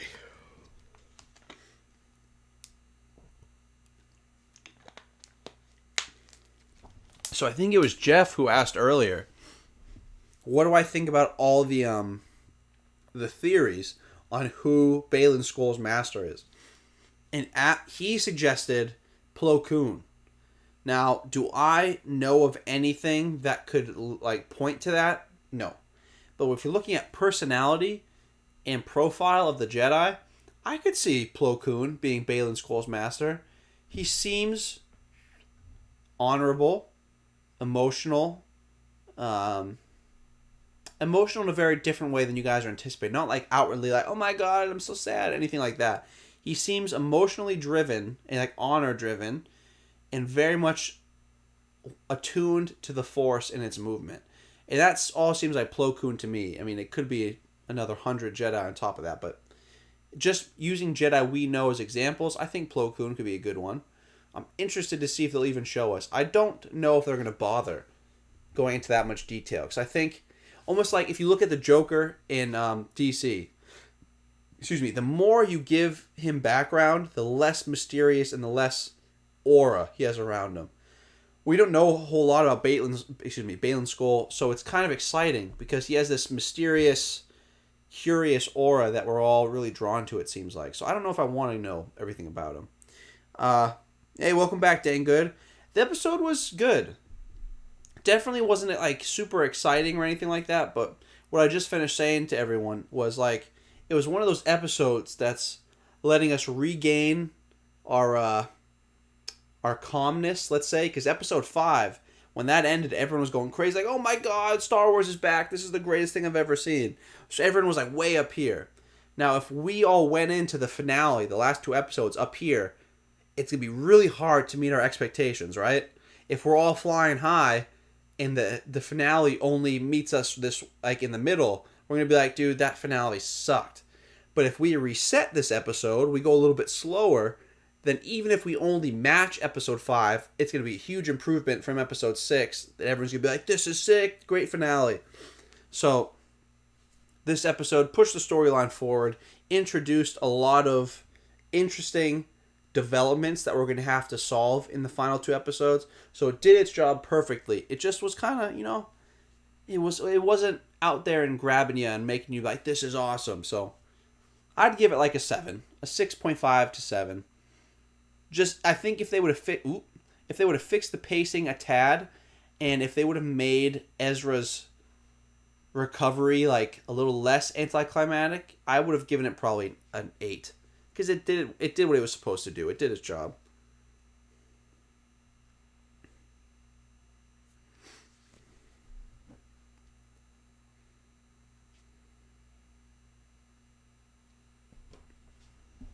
Dang good. You ever going to watch Ahsoka or any of these Star Wars shows that you haven't seen yet?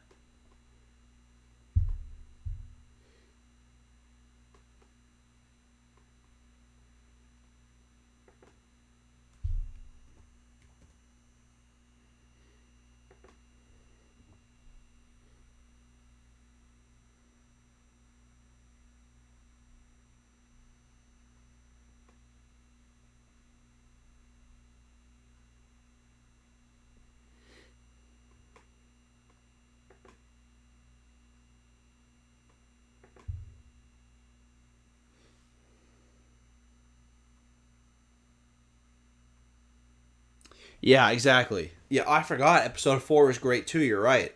Imagine you episode 4 and 5, and you just kept going the whole way. That'd be so hard to keep that up. No, unless one of your friends gets you real into it. Yeah, I get that. It is easier to watch something like this. I don't know if easier is the right word. It's like very entertaining to watch with your friends. So right when the episode ends, it can be like this basically, where you're debating what happened, if you liked it, if you didn't like it.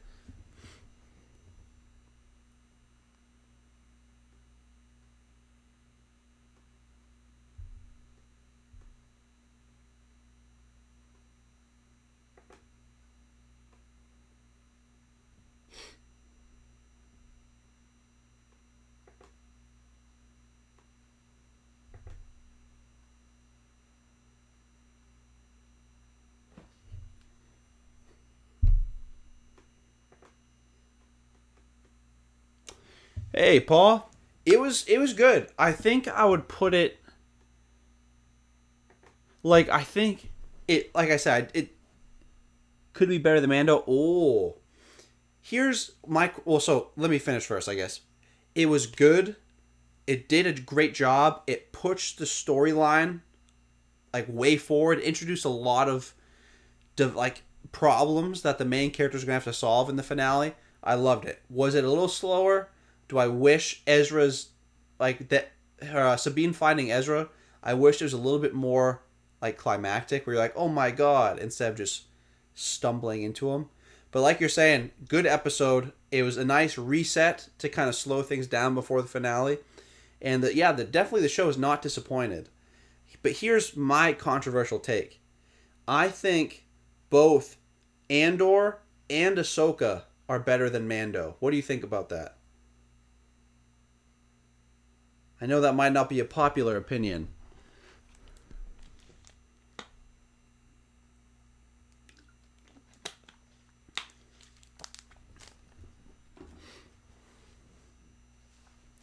Because I think those two shows, 2 episodes ago, I did like a tier list of all the shows that I liked from Star Wars, and I had Andor as 1, Mando as 2, Ahsoka 3. Now, if Ahsoka sticks the landing, I think it's Andor and Ahsoka fighting for 1 and 2, then Mando is 3, which is crazy to think. Because God, I've loved some of the seasons of Mando.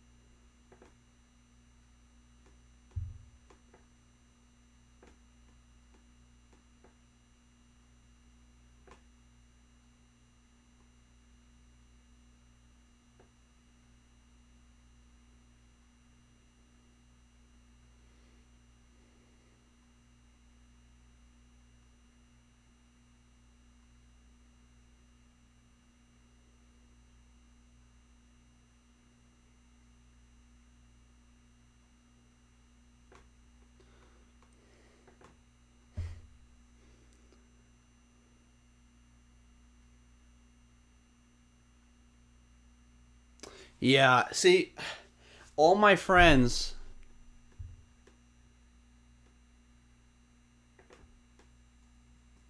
So that's what. Sorry, I had to. Something kept popping up.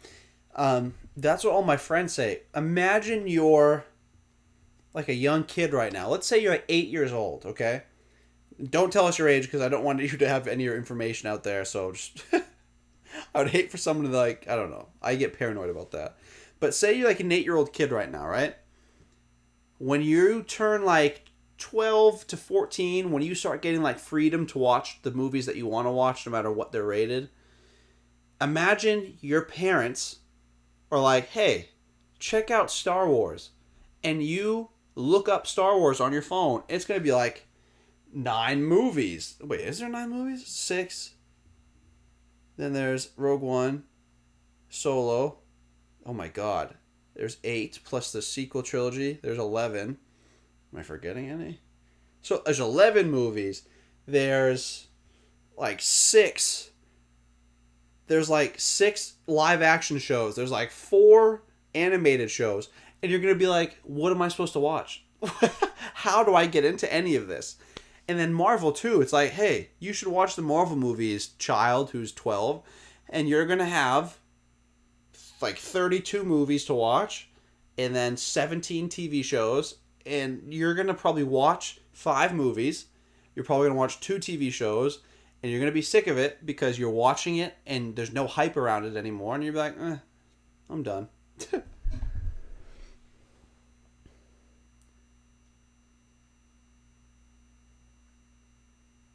Hey, there we go, Paul. Another Andor fan. I love it. But you didn't like Ezra's look. Yeah, I mean, he looked pretty dang old, didn't he? Like, isn't he in Rebels younger than Sabine? And Sabine looks like she's still, I don't know, like 18, 17? She looks like young. But then Ezra looks like he's 35. Like, what the heck? Maybe time works differently in this new galaxy. But man, he looks old, huh? No offense to the actor. I mean, hey, you look great, pal. But to play this young man, whew, old. Looking old.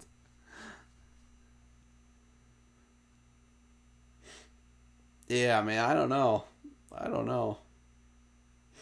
I already saw online that people are roasting the guy who plays Grand Admiral Thrawn, not for his voice, but like for his appearance. They're saying he looked like super old and frail, or like kind of chubby. I don't know, which is a little ruthless. I mean, this dude is a great actor. He did not have to come out from behind the voice acting booth, which I know he's a famous live action actor. I'm not saying that, but like he did not have to venture over and play this character, be painted blue every day for months, put in uncomfortable red contacts, but he did it, and he did a great job. His delivery's perfect. Facial expressions were great. But, I mean, is he a little older? Yes, he's a little older. But the Ezra thing, I know. I definitely understand the Ezra thing.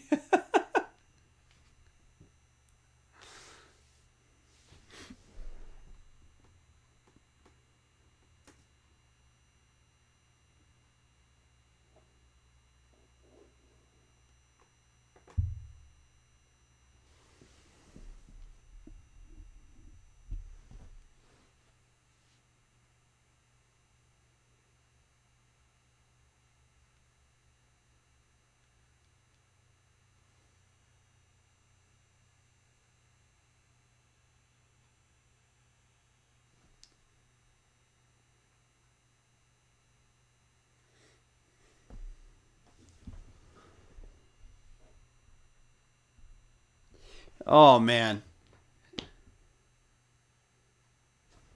Dang good. Let me tell you. As somebody, you know Parker. As somebody who's been pressured into trying to watch anime, you'll never get them to admit how many episodes you're going to have to watch. Like, I watched, like, I think I said this to you last time I went live. I watched Attack on Titan.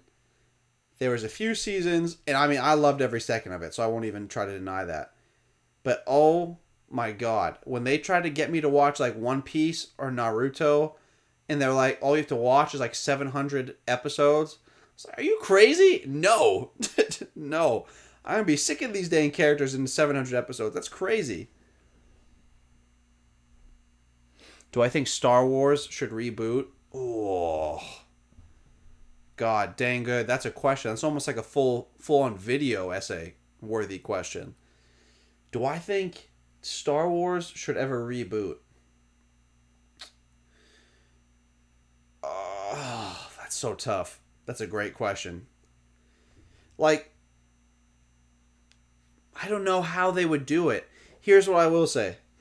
If you just say clean slate, get rid of every character that you know from Star Wars, and we're going to make stories about Jedi you don't know, about bounty hunters you don't know, and about regular people that you don't know, then I would say, okay, I might be interested, I guess. If you were to say instead, kind of like DC's doing, take the same characters, make them younger with different actors, I would just be like, nah, man, I'm good. I've seen this already, right? I mean, you could make the stories a little bit different, but then that opens up a can of worms like rewriting movies that didn't do so well. Like, what's a movie that disappointed that wasn't a Star Wars movie or a superhero movie? All right, how about I don't remember if you said you watched Game of Thrones. That's like if somebody decided to recast the entire cast of Game of Thrones and refilm the last season because everyone hated it. I think that just opens or makes a dangerous precedent where if somebody makes something you don't like, don't worry about it. We'll just redo it later. And it really would make everything seem less like it make everything seem infinite. And I think that's not a good thing because when a TV show ends, when a movie series ends, you're supposed to feel that emotion like, "Oh no, it's over. I won't get to see it again." But if we do reboots all the time, it's going to be like, "Well, this is over, but I'm going to see them in like another 5 years because they're just going to reboot it." So, I'm going to say no. Don't reboot it. I think there's not a lot of room left. In my opinion, DC, Marvel, Harry Potter, Lord of the Rings, Star Wars, like, the big content of the last generation, we're really running out of room to like suck them dry of all the stories that we can tell, right? Like eventually people are going to get annoyed that we can't make any good movies or TV shows not based on these five things. Like I read a statement by the head of Warner Brothers or something like that. They said we will never stop making Harry Potter and Lord of the Rings content. Maybe it wasn't Lord of the Rings. It was Harry Potter and something else. And I was like, never? Like, you're not going to get sick of telling these stories over and over and over again? And as much as I love everything I just listed, Harry Potter, Star Wars, Lord of the Rings, I forget what else I said. I love all these things. They're interesting. They're enjoyable. But, like, eventually, we got to get something fresh, right? We got to get new stories that aren't just building off of something somebody else wrote or built. Which is stressing me out because I'm starting to get into that mindset because there's only so many holes you can fill in a story before it just becomes oversaturated. Like Star Wars, we had the original trilogy, so what happened during the time of the Empire. Then we had the prequels, which was the time of the Republic. Then we had the sequels, which is the time of the New Republic and the First Order. And then we got Solo, we got Rogue One. We're filling in all the gaps in the storyline. And eventually it's just going to become so saturated and nobody's going to have to ask any questions or have any imagination because every single minute of this timeline is going to be completely and utterly filled. And now Star Wars released their other timeline. They're going to be making the High Republic content. They're going to be making like Dawn of the Force content. I don't know why they're not making Old Republic content because I feel like they left that blank. But like, I don't know. As much as I love Star Wars, and I'd be lying through my teeth that if I said I wasn't excited to see everything I listed. A part of me is like, man, give it a break, huh? Like, let it rest. Make the stories worth telling. Don't just cram it down our throats because it has Star Wars on the title. And that was a long rant that I did there, but because it was a great question, dang good. It was a very good question. But I just went off. Yeah, I don't know. Overall, I think we're painting ourselves into a corner here. We're like, what type of stories are we going to tell in the future? Everything is superhero, magic. Everything's very, like, I don't know what I'm doing with my hands. Everything's like very close together, right? Like westerns have died off. Like regular crime, well, true crime stuff's like big, but like the Godfather type show, like movies. I almost said shows, and then I almost swore. Put by accident there. So I don't know. Like the film industry, especially with the writer's strike, we're in a weird spot. Very weird spot.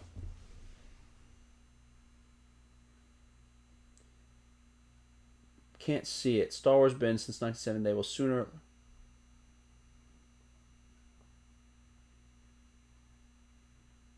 Yeah.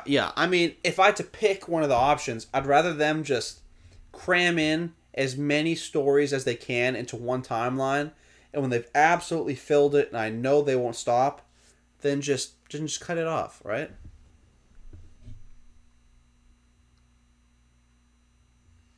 Yeah, Hollywood's weird, man. Hollywood's weird. I just saw an Instagram post that I mean, don't quote me on this, but I saw an Instagram post where what's the name of the movie? What's the name of the movie? Do you guys remember the movie? It was like not from DC, but it was basically a movie about young Superman if he was evil. And he had like those glowing red eyes and he killed people all the time. Dang it, that's gonna bother me.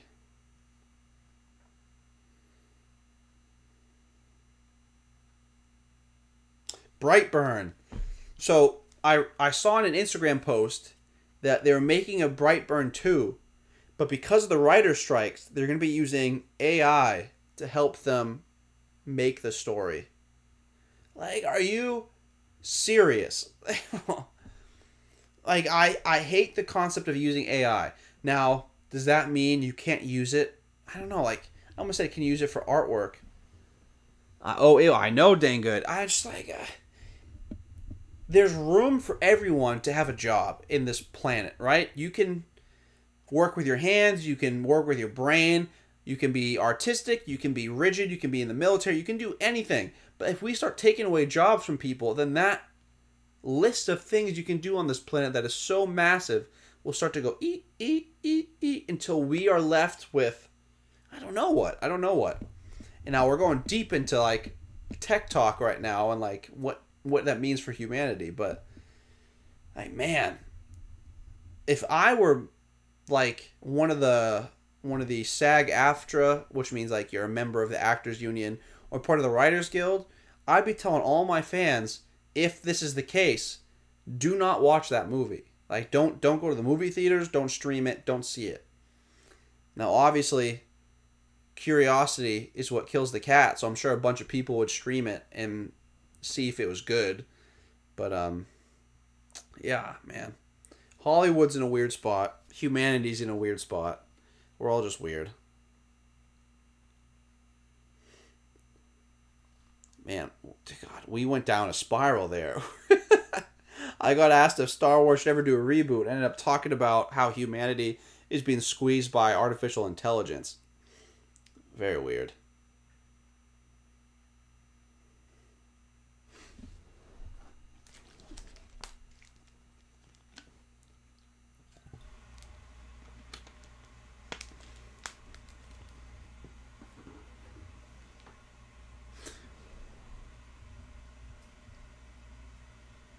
God, my face when I was watching the episode, I had a poop face. Just like,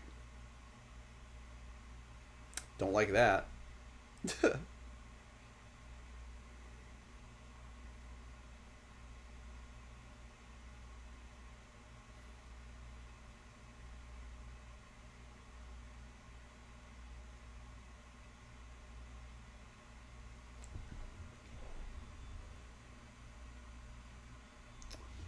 Yeah, I know, right? You'd think that would be important for people to keep others employed. But then we have multi-billionaires who are trying to save more money, so I don't know what they can do with it. And they're willing to use AI and cut corners and just fire people to save money. And it's just ridiculous. And hey, no, man, it was a good conversation. Definitely interesting. Definitely interesting.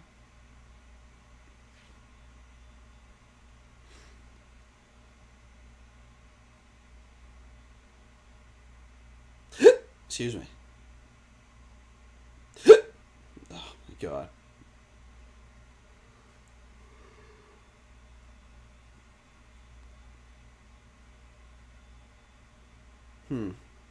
God, now I'm just thinking.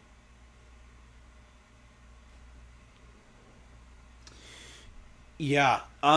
Episode 7. I'm hoping that.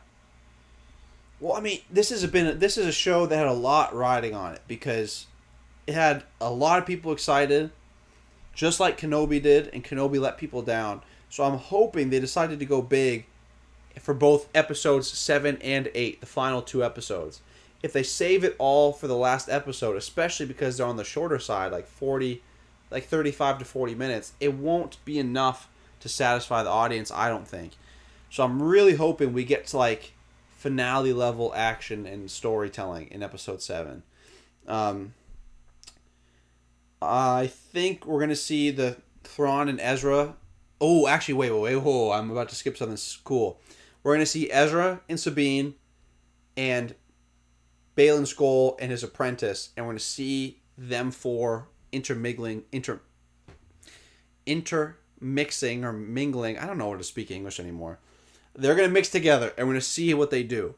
And I'm sure Balin Skoll is going to be like, hey, Ezra, did you know Sabine led us here to save you and traded the whole galaxy's safety for you? And Ezra's going to be like, no, why'd you do that? And then we're going to see if Ezra wants his lightsaber back, and if he gets one back, what he's going to do. And then obviously I hope to start seeing some action towards the end of the episode. Starting seeing some fight scenes, see how they all do now that they're together. And then what I'm guessing will be is Ahsoka will arrive at the end of the episode, and then we'll get to like the finale for episode 8. But yeah, high hopes next week. I mean, it makes sense, right? I mean, it doesn't have to follow my storylines right there, but you would think the final 2 episodes of the show, this really important show, would be like huge, like exciting, fast paced. I don't know. Maybe this is why I'm not a writer. Yet.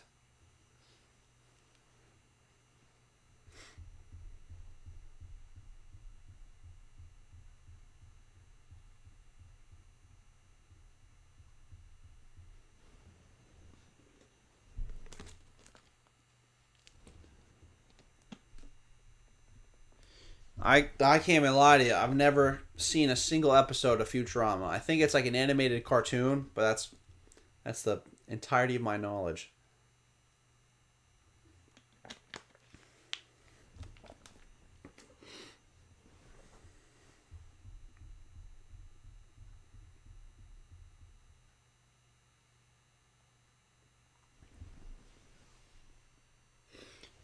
God, that's a great question. So, I would write anything, really.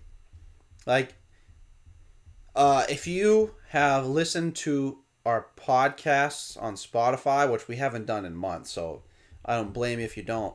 Me and Jake actually have a bet going on that I would have a full book written by December. And let's just say I'm not close, but I'd write a book. Well, I am writing a book. I would write a screenplay for like a movie. I like sharing stories. I like being creative.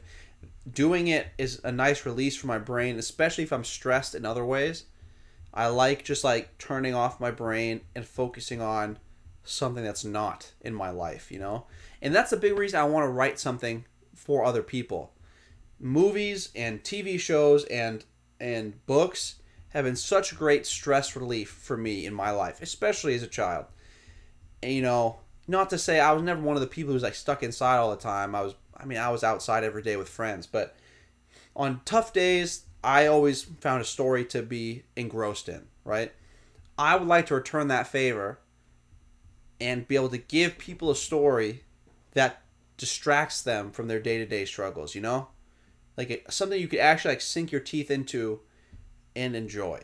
I would love to do that. And, it's definitely a struggle.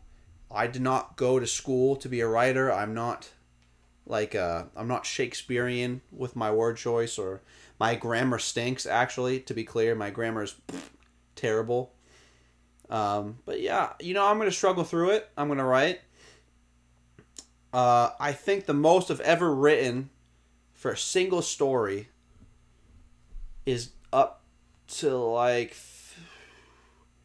17,000 words, I think, is about where I stopped, for reasons I won't share, because it's about a topic that I won't share. But I'm thinking most novels are like 50,000, 60,000 words, maybe more. I don't know. So I would have a ways to go, even from my best writing amount. But luckily, just to give a little tease in here, what is it? It's like mid-September right now. It's September 19th. So I have till the end of December to be done with the full book. It's not going to happen. But I have a story chosen that I made myself. I have the plot, not storyboard because I can't draw, but I've mapped out the plot. I know the characters. I know where I want their journeys to take them, the lessons I want them to learn. The conclusion's a little bit like I'm not 100% sure. Well, I know the ending. The climactic end that leads to where I want everyone to go, I'm a little iffy on. So like let's call it the big battle at the end. I don't know what I want that to be, but I know where I want all the characters to go right after that. So I know where this ends. I know where it begins. I have a whole, like I have the story, and I have like a whole pre-story before it as well. So I could write like an additional short story setting up this book already. So I've thought this one through, but I just got to get to typing it out.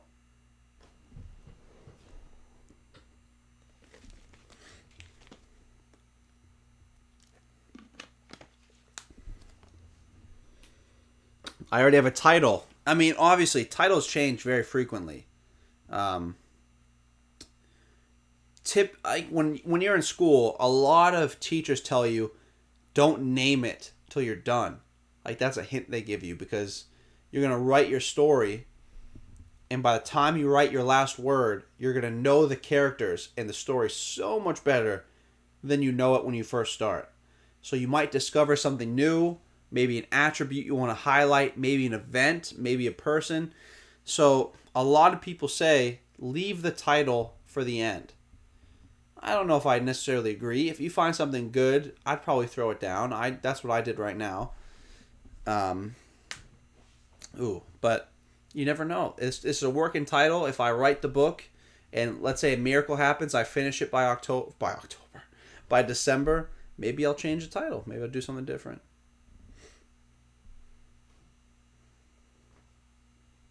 I wrote part of a Star Wars book that I liked. That was my original story.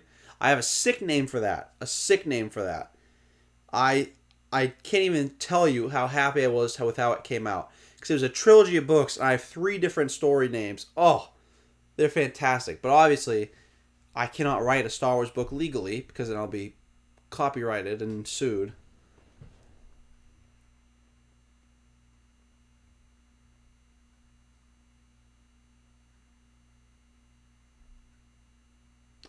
So, my goal is actually to try to get this published. So you could like go to a bookstore and buy it or buy it online or maybe even an audiobook eventually. Like that's my end goal. I want to be a published author. So I want to find an agent or a publisher, I should say. I want them to read my book, go through an editor, then ship it out and it's like to be purchased. That's my goal because I mean obviously I'm doing this to tell a story, but also I'm doing it to like test myself. And the way to know that I succeeded is to have somebody pick up the book and put it on a shelf and see if they'll read it. But I mean, if that never happens and like it never gets picked up and never like and if nothing ever comes of it and I finish it, then yeah, I'll put it on this channel and if that ever happens, I'm probably gonna make it a video. So I'm gonna be calling you up and be like, hey, help me animate this or use pictures to show what I'm trying to do. But that's cool, man. Being an animator, that's tough. I can't even imagine. Hey, thanks, Dan. Good. Appreciate it. How's your channel coming? You been making any videos or making any headway on any stories you're going to tell?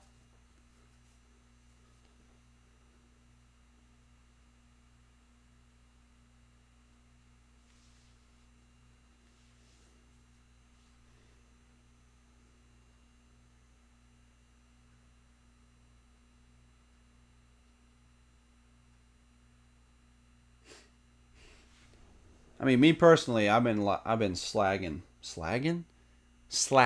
There we go.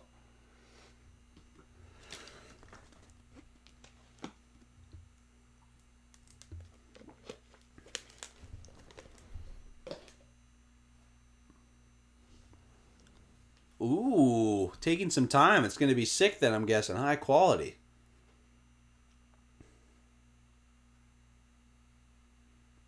Yeah, I know. I was going to say slacking and lagging, and I put it together, and now it's something else. Ay, ay, ay.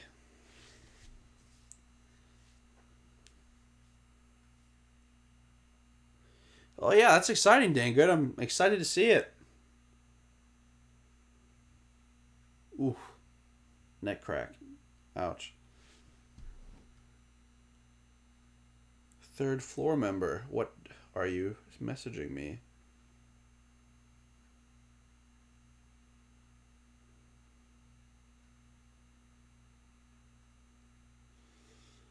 Ugh.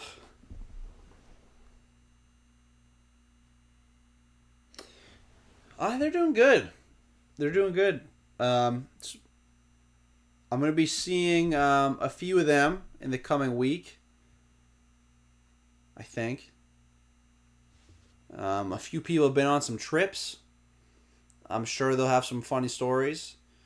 Um, some people left the country, came back for their trip. So I mean, everyone's doing well. Everyone's been busy though. I mean, we've been trying to make videos more frequently. We've been failing. We started off the summer good, where we made like a few back to back to back, and then now we've just been trash at it. But you know, we're making our way. Hopefully, back soon. I mean, I feel like recently it's been tough to find a topic to make a story on. And then on top of that, a lot of the stories that we do end up making have been not doing well. And that could just be because we're posting super infrequently and YouTube's not sending them out anymore. Or maybe the videos are just getting worse, but it's tough.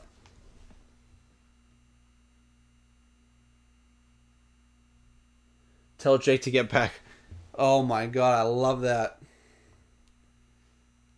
Here, I'll let you tell him.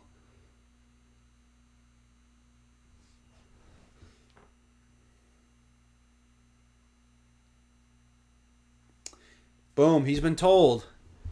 Jake did love doing that. Jake's so busy with school. I mean, he's doing such a hard program. Um, but when he does have free time, I've been telling him, you got to get back to it. You got to finish. We'll see what he ends up doing. Yeah. Ugh. The frustrating thing is, I think let me just double check what my last videos have been, because I don't want to be wrong. Okay, so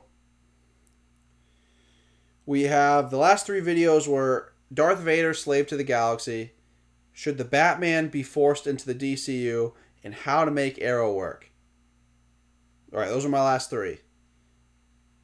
Darth Vader, Slave to the Galaxy, I loved making. I thought it was really good work. Did really poor. Should the Batman be forced in the DCU? Not going to say that's my greatest video. I thought it was good. And then How to Make Arrow Work, I was really happy with. And it tanked. But I think the whole issue is we're going to have to make a bunch of videos in a row, reset our schedule with the algorithm, and they're all going to tank. But then eventually past that, we can get back to what we were doing, which stinks. Because, I mean, nobody wants to make a video they're super passionate about knowing it's going to do horrible. But I think that's what I'm going to have to do anyway. I'm going to make a few videos, put them in the bank, then post them like Tuesday, Thursday, Tuesday, Thursday, Tuesday, Thursday, or something random like that. And then hopefully we'll get back on the track. Because before those three, we're back towards the thousands, which is cool.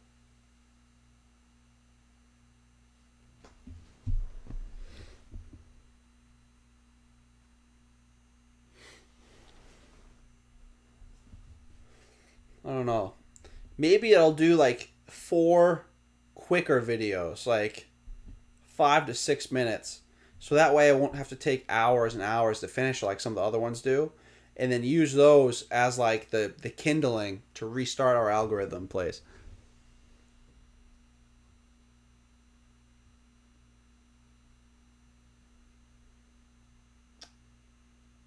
Yeah. Yeah, I mean, it's tough because I don't want to sound like unappreciative, because I love superheroes. Like, if it's good to find your audience and give them something that they want, right? But you're right. I do like talking about more things than just superheroes. Like, as much as we do talk about superheroes, we don't necessarily do it every single day, even though it's close. But like, would I love to do Lord of the Rings content once in a while? Not often, but like once in a while, sure. Like the Percy Jackson series that's coming out, I would love to talk about that.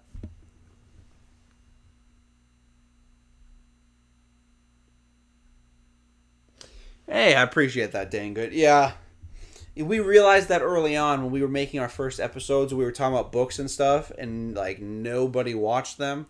We're like, yeah, that might, that might not be it. We might not be working. But we did like those early videos when it was all of us on there at once. We did get a lot of feedback from like family members and friends that were like, dude, it's too many people talking at once. It's too hectic. And we can't see your faces. So it's just a bunch of people like yelling at us at the same time. So we're like, all right, we'll break it up basically.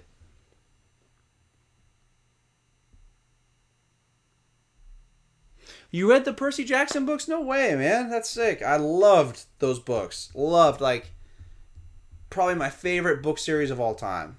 Just so good. I could reread them forever.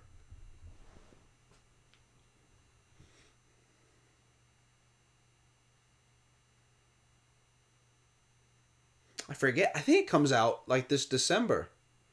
So soonish, which is exciting.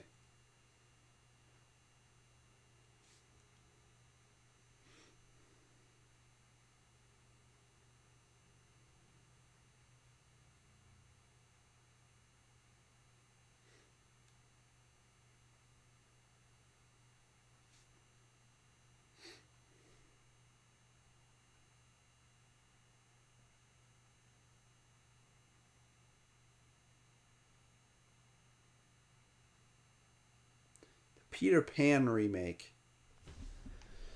The Peter Pan remake. What was it called? Hook? Was that what it was? Like Robin Williams in it and everything? If so, then yes. Long, long time ago. If it's new, then no.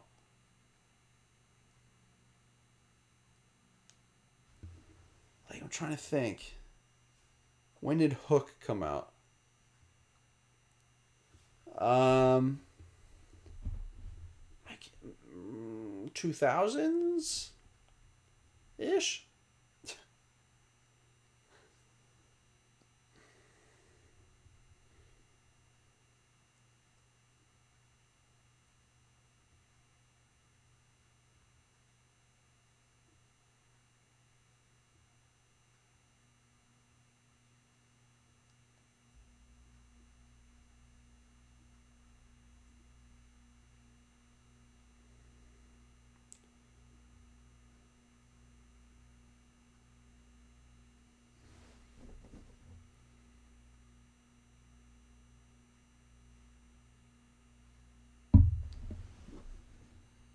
Just a big piece of garbage.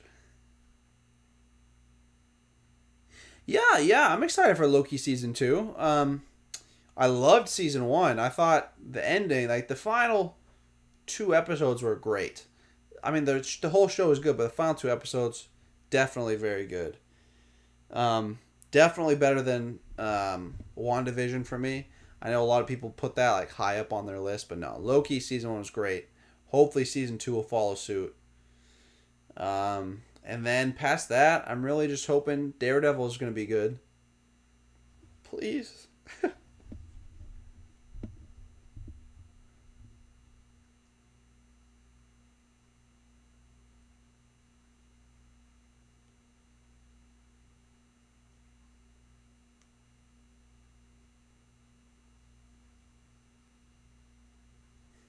God, I just zoned out there for a second.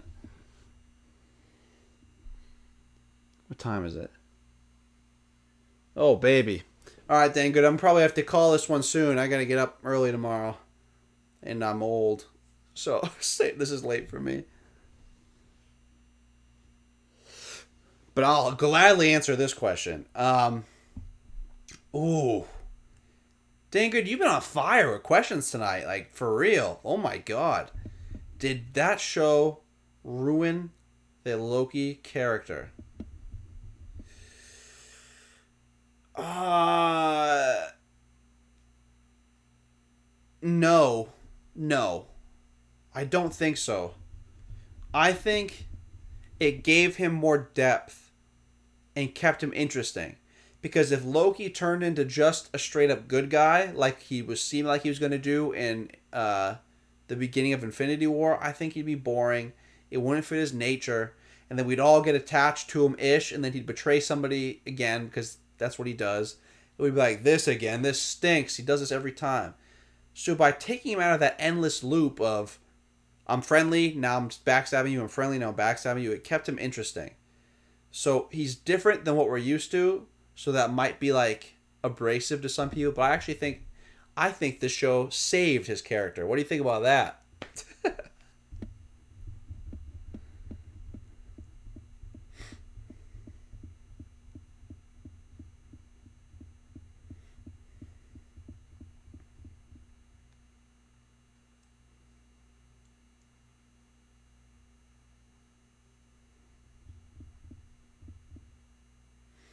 What do you think about that?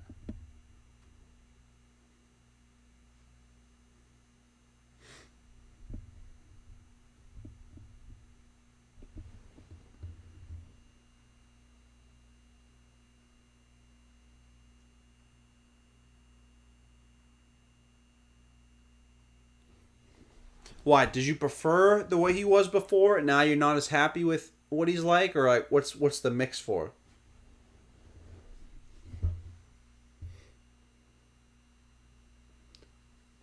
Ooh. So the first two episodes ruined him. The last ones did not. Hmm.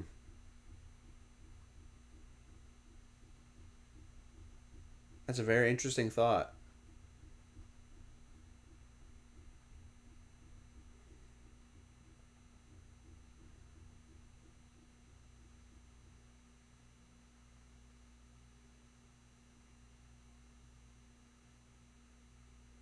Yeah, I don't know. I can see where you're coming from, I guess, looking back. I still think I like my answer, but I understand what you're saying. He didn't feel like 2012 Loki to you.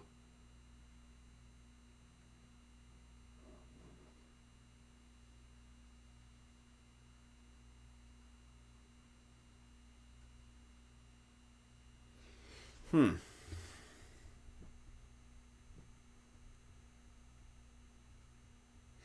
Yeah, I don't know. I think his character development in that show was second to none. Like how he learns how other people see him, and he's like when he's exposed to all of his variants, and he's kind of like, man, I kind of hate these people.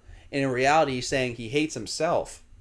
So that instigates a lot of change in his personality and the way he behaves and the decisions he makes.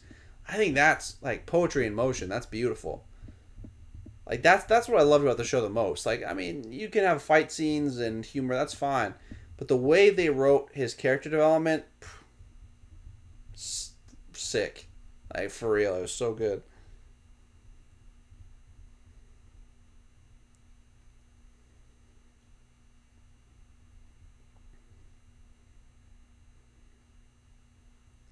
Bing, bing, bing.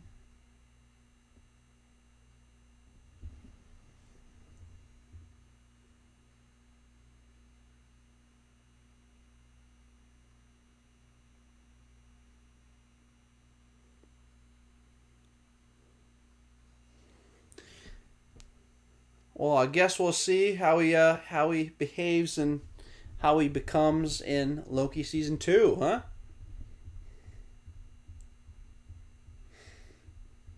All right, dang good. I think I'm gonna let you go here.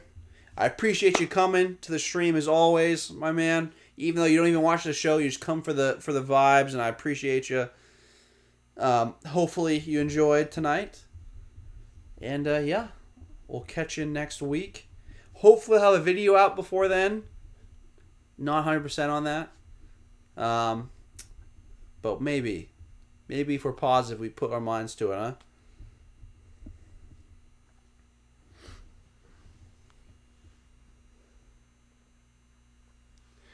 Thanks, Dan. Good. Appreciate it.